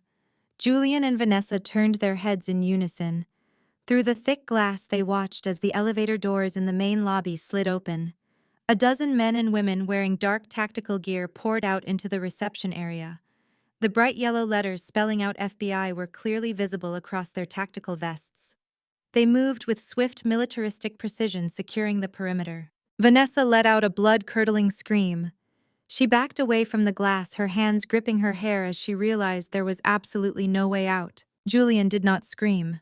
Pure instinctual panic took over his body. He spun around, his eyes frantically scanning the room for any possible escape route. He spotted the heavy red door marked with a glowing exit sign at the far end of the boardroom. He abandoned Vanessa without a second thought, sprinting toward the fire exit to flee the building before the authorities could reach the room. He quickly grabbed the heavy metal handle. He pushed his entire body weight against the heavy door. He never even made it into the stairwell. The heavy oak double doors of the main boardroom burst wide open. A highly coordinated team of armed federal agents flooded into the room, their weapons raised and their voices booming with absolute authority, completely surrounding the two terrified executives with their loaded guns drawn and pointed directly at his chest. "Drop to your knees and interlace your fingers behind your head," the lead agent commanded, his voice slicing through the chaos of the boardroom. Julian did not hesitate. The sheer arrogance that had defined his entire existence evaporated in a fraction of a second. He collapsed onto the imported rug, his knees hitting the floor so hard the sound echoed off the glass walls. Two agents immediately converged on him, grabbing his arms and wrenching them backward. The sharp metallic click of handcuffs snapping shut around his wrists signaled the definitive end of his brief reign as a billionaire. Vanessa was backed into the corner of the room, trembling uncontrollably. Her bare feet shuffled against the marble as a female agent approached her with equal force. "Do not touch me!" Vanessa shrieked, batting her hands wildly in the air. "I am the victim here. I did not do anything wrong." The agent ignored her protest, swiftly grabbing her wrists and securing them in heavy steel cuffs. The lead agent stepped forward, pulling a small black notebook from his tactical vest. He looked directly at the two disgraced executives cowering on the floor. "Julian and Vanessa, you are both under arrest for conspiracy to commit international wire fraud, federal corporate embezzlement, and the transmission of stolen intellectual property. You have the right to remain silent. Anything you say can and will be used against you in a court of law. You have the right to an attorney. If you cannot afford an attorney, one will be provided for you." The harsh reality of the Miranda rights broke the final remaining thread of loyalty between the two conspirators. Facing decades in a federal penitentiary, self-preservation instantly overrode their illicit romance. Vanessa twisted her body, glaring at the man she had just kissed moments ago. "Tell them the truth, Julian!" she screamed, her voice cracking with hysteria. "Tell them you forced me into this. He manipulated me from the very beginning, officer. I am just a mother, trying to protect her family. He used his position as chief executive officer to coerce me into signing those transfer documents. I did not know the software was stolen." Julian jerked his head upward, his face twisting with absolute rage and bitter betrayal. "You lying parasite!" Julian roared, straining against the tight grip of the federal agents holding him down. "You were the mastermind behind the entire operation. You forged the original copyright transfers. You are the one who hacked the internal servers to hide the money laundering trails. She manipulated the offshore accounts agent. Check the digital signatures. Her fingerprints are on every single fraudulent transaction." They continued screaming at each other aggressively, airing out 5 years of dirty laundry, illicit deals, and forged signatures right in front of the federal authorities. They were actively handing the agents all the evidence needed to lock them away for the rest of their natural lives.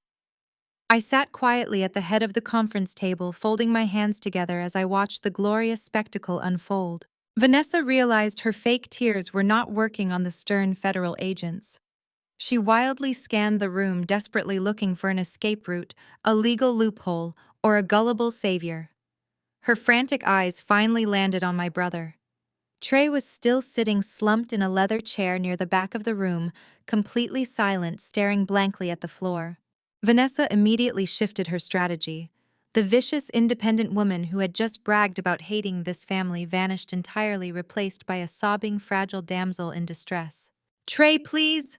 Vanessa cried out, dragging her handcuffed wrists against the fabric of her ruined dress as she took a pathetic step toward him. "You have to help me, sweetheart. They are making a terrible mistake. Julian tricked me into this. I am still your wife. You have to call the family lawyers right now."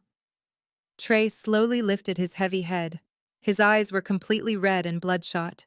He looked at her with an expression totally devoid of love or recognition.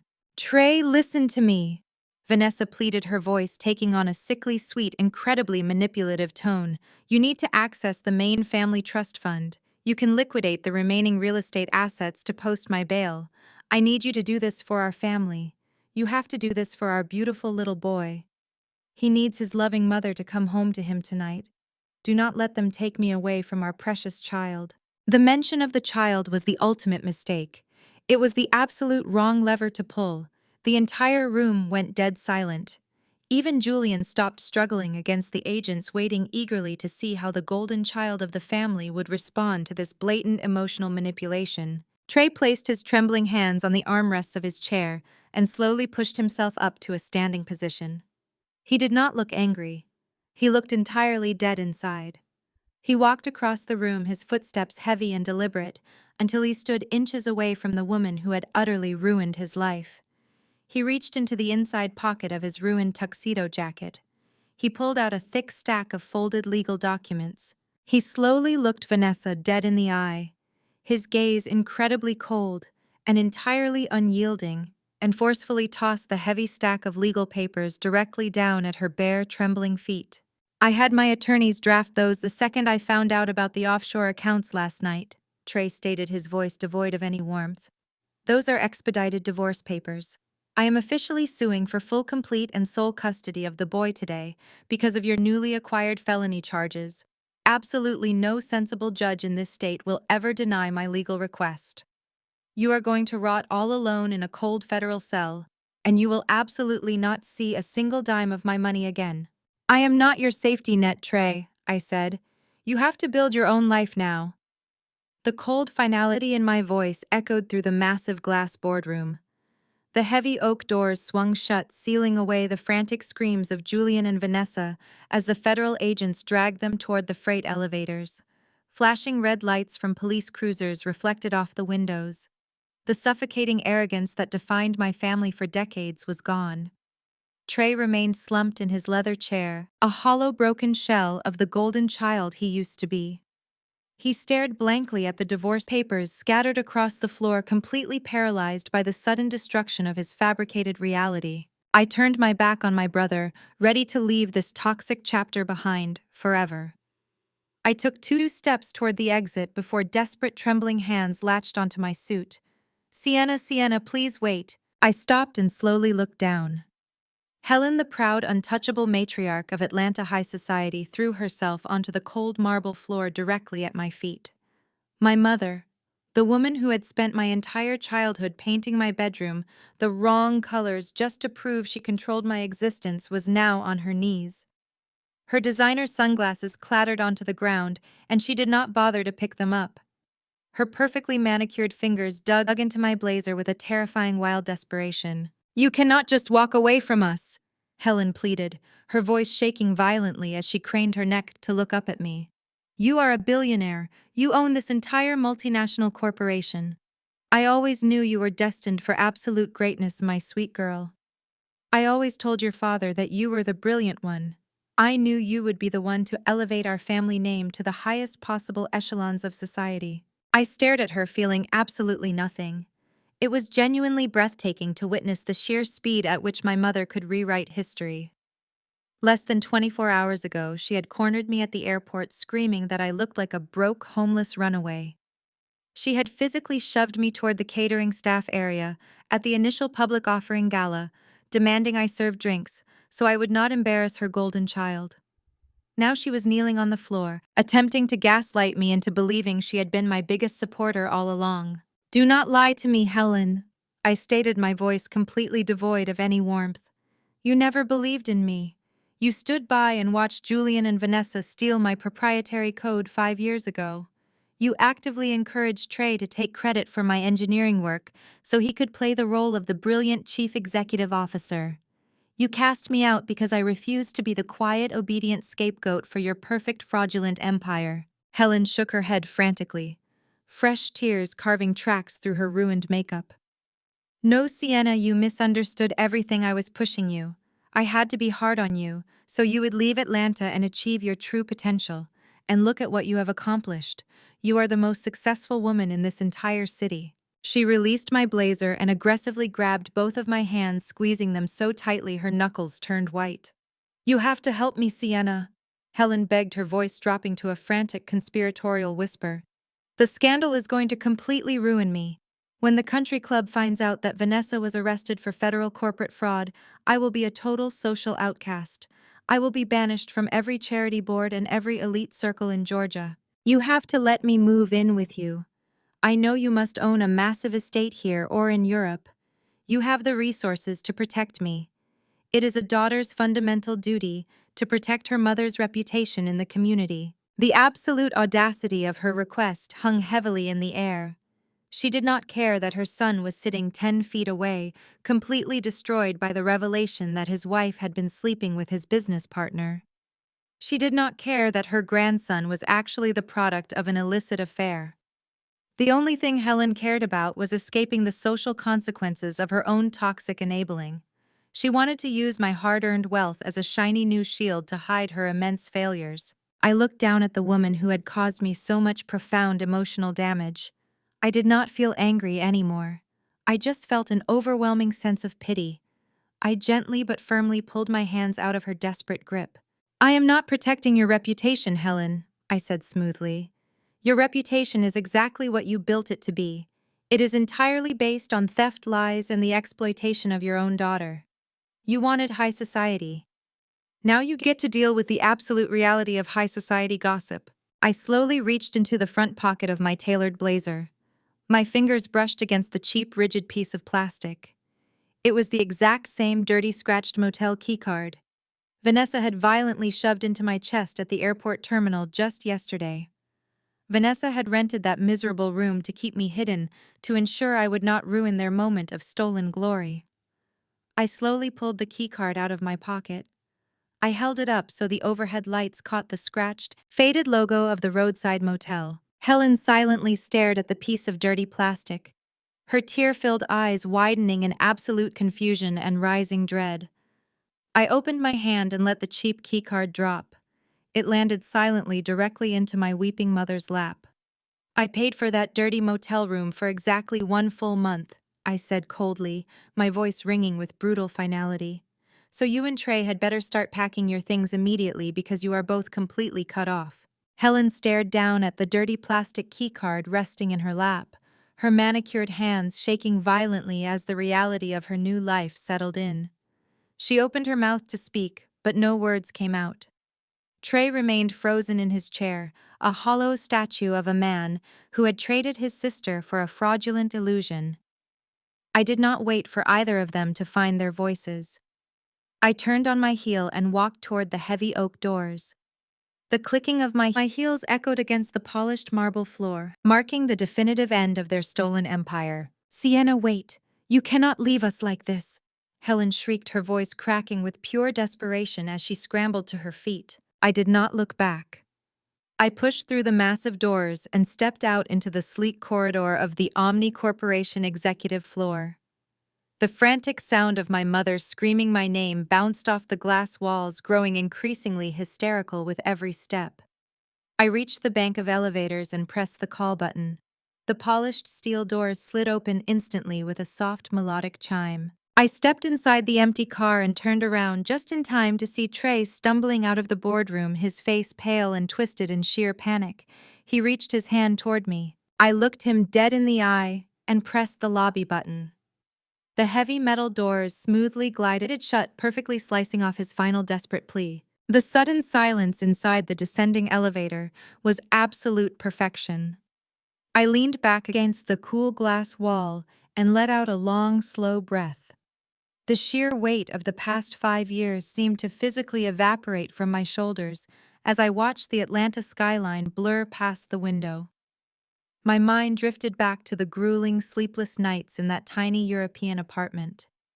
When I first fled the country, I had nothing but a stolen laptop, a shattered heart, and a digital trail of Julian and Vanessa plotting to frame me for federal crimes. The double betrayal had nearly broken me. I endured 2 solid years of intensive therapy just to stop waking up in cold sweats, panicked that agents were coming to arrest me. But I did not just survive the trauma. I weaponized it. I poured every ounce of my rage and every tear into building Omni Corporation from the ground up. I spent thousands of hours writing flawless code, securing international patents, and ruthlessly negotiating with European venture capitalists who had no idea they were funding a ghost. I deliberately stayed in the shadows, erasing my digital footprint so completely that Julian and Vanessa genuinely believed I had crawled into a hole to die. They thought their stolen code made them invincible. They never considered that the architect who built their digital fortress knew exactly how to trigger the demolition sequence. I watched the floor numbers tick down on the digital display above the door. Each flashing number felt like a heavy chain snapping off my wrists. I had not just cleared my name today. I had surgically dismantled the toxic ecosystem that suffocated me since childhood. My mother's obsession with high society status, my brother's arrogant entitlement, my ex-fiancé's blinding greed, and my best friend's treacherous jealousy had all been spectacularly destroyed. I did not just beat them at their own game. I bought the entire board and flipped the table. The elevator let out a sharp chime as it reached the ground floor. The doors slid open, revealing a lobby that had been transformed into an absolute circus of chaos. The arrest of the legacy tech executives had already triggered a massive media frenzy. Dozens of local news reporters, aggressive financial journalists, and glaring camera crews swarmed the sleek marble reception area. They had just finished broadcasting Julian and Vanessa being violently shoved into the back of federal transport vehicles. Now they were hungry for the next piece of the story. The moment I stepped out of the elevator in my custom-tailored power suit, the entire room erupted. A tidal wave of flashing camera bulbs blinded me for a fraction of a second. Microphones were aggressively shoved toward my face as reporters scrambled over each other, shouting frantic questions over the deafening noise. "Ma'am, are you the anonymous CEO of Omni Corporation?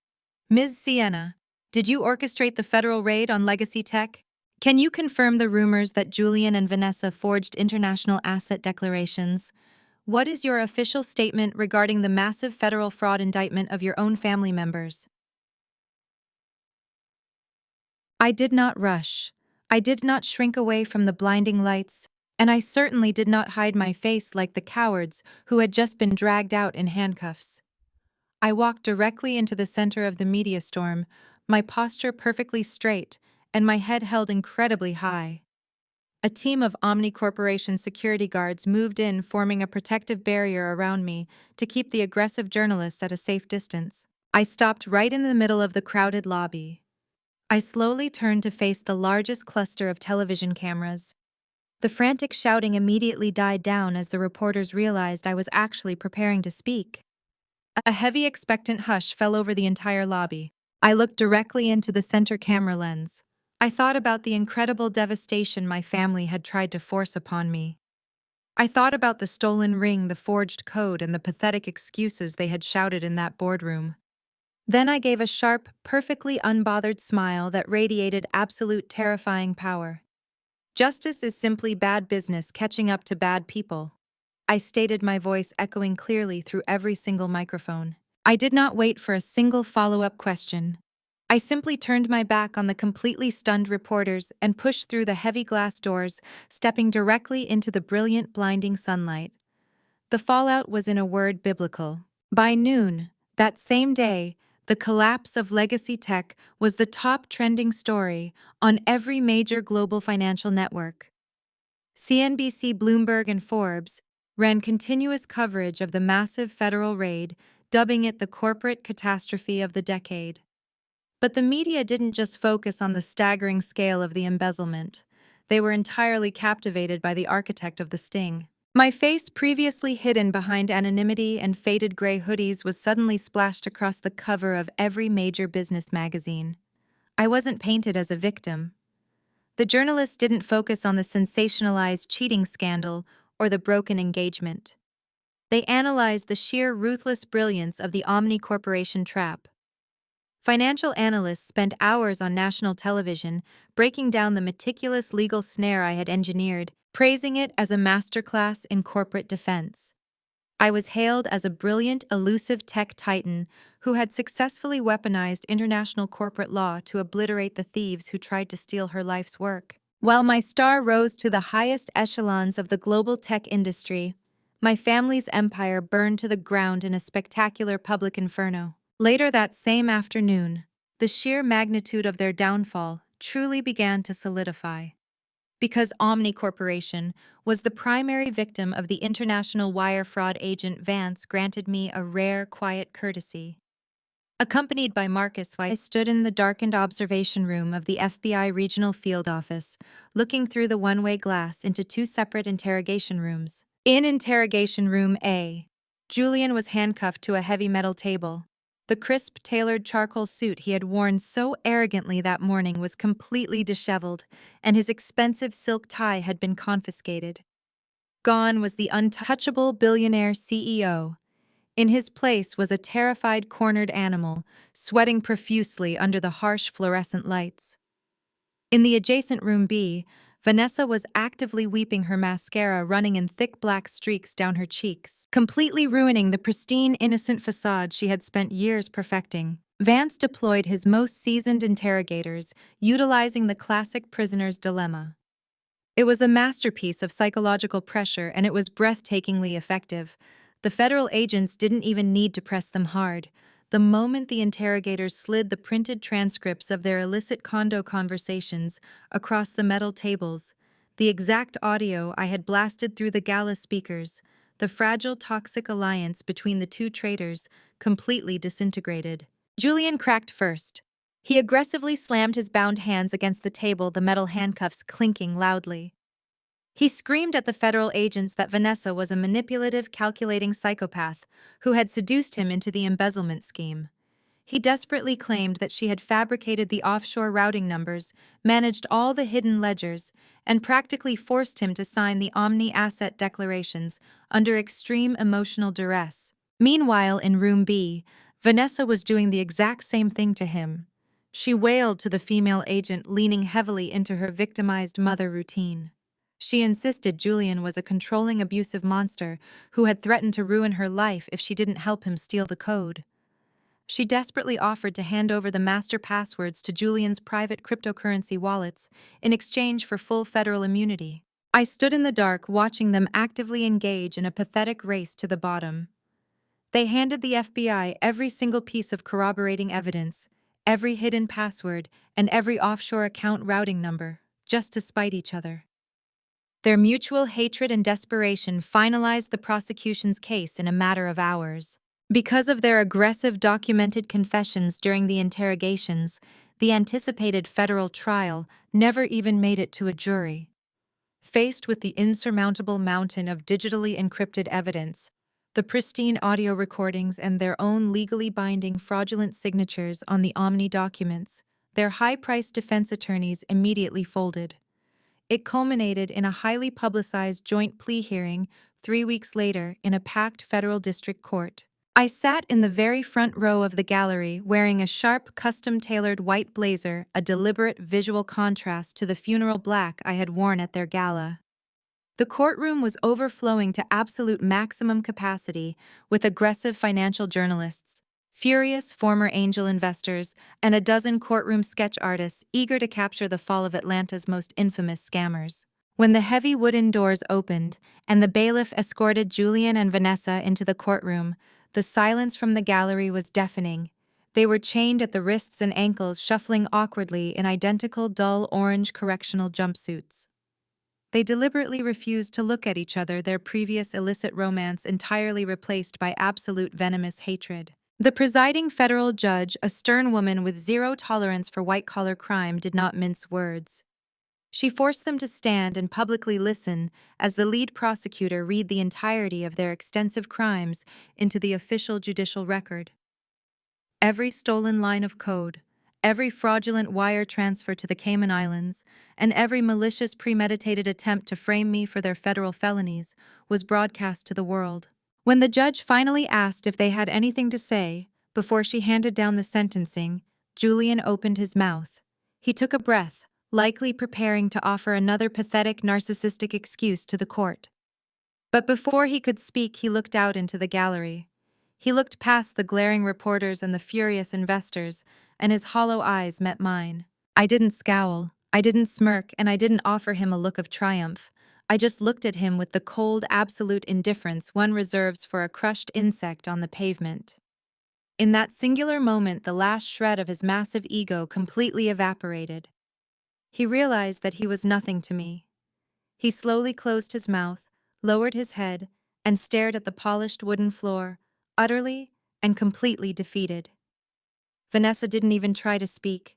She just wept loud, ugly sobs that echoed off the mahogany walls of the courtroom, completely ignored by everyone present. To avoid a drawn-out, highly publicized trial that would only guarantee maximum sentences, they both legally accepted their plea deals. But federal prosecutors are rarely generous when dealing with $500 million international wire fraud, especially when the perpetrators try to sell stolen assets to a European entity. Julian, the man, who was utterly convinced his arrogance and charm could buy his way out of any consequence, was sentenced to 15 years in a medium-security federal penitentiary in Florida. There were no tailored charcoal suits or expensive glasses of bourbon where he was going. I read a brief update in a legal journal. A few months later, Julian had attempted to run a minor commissary extortion ring inside his cell block, trying to use the same manipulative tactics that worked in Atlanta boardrooms. He was brutally beaten by inmates who didn't care about his former CEO status, resulting in a fractured jaw and a permanent transfer to a solitary confinement block for his own protection. His empire was reduced to an 8 by 10 concrete box. Vanessa's fate was equally poetic. The woman who draped herself in white silk and massive blue diamonds was sentenced to 12 years in a federal women's correctional facility in Alabama. Her entire identity had been tied to her physical beauty, her manipulative charm, and her proximity to extreme wealth. In prison, those assets were entirely worthless. Stripped of her expensive blowouts, her designer makeup, and her syrupy southern drawl, she became just another inmate in a faded khaki jumpsuit. According to the court-mandated restitution files, she was assigned to the prison laundry facility, spending 8 hours a day scrubbing the soiled linens of the very women she would have once looked down upon. The diamond ring she so proudly flashed at the airport had been seized by the federal government and auctioned off to compensate the defrauded angel investors. But the most devastating, agonizing downfall belonged entirely to Trey and Helen. Trey managed to avoid federal prison mostly because the prosecution realized he was too spectacularly incompetent to have orchestrated the complex money laundering scheme. He was entirely cleared of the criminal fraud charges, but the civil liabilities utterly crushed him. The SEC froze and seized the entirety of the family trust fund to pay the massive corporate fines. Trey's reputation in the tech world was non-existent. He was publicly exposed as a completely fraudulent CEO who couldn't even read a basic line of code. The expedited divorce from Vanessa went through, but the emotional damage left him a completely hollow shell. The 4-year-old boy, confirmed by the court to be Julian's biological son, was placed in the custody of Vanessa's distant sister in Ohio. Trey lost his wife, his son, his company, and his wealth in the span of 48 hours. The golden child was forced to file for Chapter 7 bankruptcy.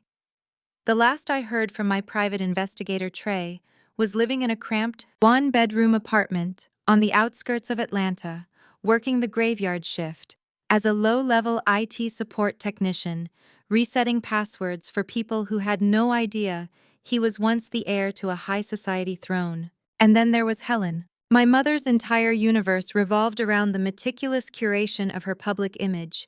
She genuinely believed that her social standing at the Atlanta elite country club made her an untouchable deity. 2 days after the federal raid, operating under a dense cloud of sheer absolute delusion, Helen put on her finest tailored suit, draped her neck in pearls, and drove her leased Mercedes to the country club for her weekly charity brunch. She intended to spin the narrative, to tell her wealthy friends that her family was the victim of a vicious cyber attack orchestrated by her mentally unstable daughter. She never even made it past the front gate. The security guard, a man Helen had patronized for over a decade, calmly informed her that her membership had been unilaterally revoked by the board of directors. The elite society she had worshipped completely closed its doors to her. Her friends blocked her phone number. She was uninvited from every gala, every charity board, and every social committee in the state. She was a pariah, a living, breathing, toxic asset that no one wanted to touch. Because Trey's assets were completely seized, the bank rapidly foreclosed on the sprawling Buckhead mansion. Helen was physically evicted by county sheriffs just 3 weeks after the gala, with zero personal income, no trust fund, and a ruined credit score. My mother had exactly one option left. My private investigator sent me a final conclusive photograph. It showed Helen wearing a stained designer raincoat, dragging 2 heavy suitcases across a cracked asphalt parking lot. She was checking into the exact same cheap, dirty highway roadside motel that she and Vanessa had proudly rented for me. The absolute irony of the universe had forced her to sleep in the very bed she made. I didn't smile when I saw the photograph. I didn't cheer, and I didn't feel the need to call her and gloat. I simply deleted the encrypted email, closed my laptop, and took a deep, refreshing breath of salty ocean air. I was sitting on the expansive teak balcony of my private villa, perched high on the lush emerald cliffs of the Amalfi Coast in Italy. The Mediterranean Sea stretched out before me, a brilliant, endless expanse of sapphire blue glittering under the warm afternoon sun. The gentle sound of the waves crashing against the rocks below was the only noise for miles. There was no screaming, no manipulative gaslighting, no suffocating perfume, and no toxic family members demanding my labor to fund their extravagant delusions. There was only pure, unadulterated peace. I picked up my crystal glass of vintage Italian wine and took a slow, deliberate sip. On the table next to me, my phone buzzed lightly with a notification. It was an email from my European Board of Directors notifying me that Omni Corporation's latest clean energy algorithmic software had just been adopted by 3 major European nations, adding another billion to our market valuation. I smiled a genuine warm smile that reached my eyes for the first time in over half a decade. I didn't need to post it on social media. I didn't need to brag to a room full of arrogant investors. And I didn't need to seek the validation of a mother who was incapable of loving me. I had walked through the fire of their ultimate betrayal, and instead of burning, I had used the heat to forge an indestructible empire of my own. I leaned back in the plush outdoor lounger, closing my eyes and letting the warm Italian sun wash over my face. I had finally learned the most valuable lesson of my entire life. Sometimes the greatest revenge isn't watching your enemies fall. The greatest revenge is realizing you don't even need to look back at the wreckage anymore, because the future you built for yourself is far too bright to ever look away.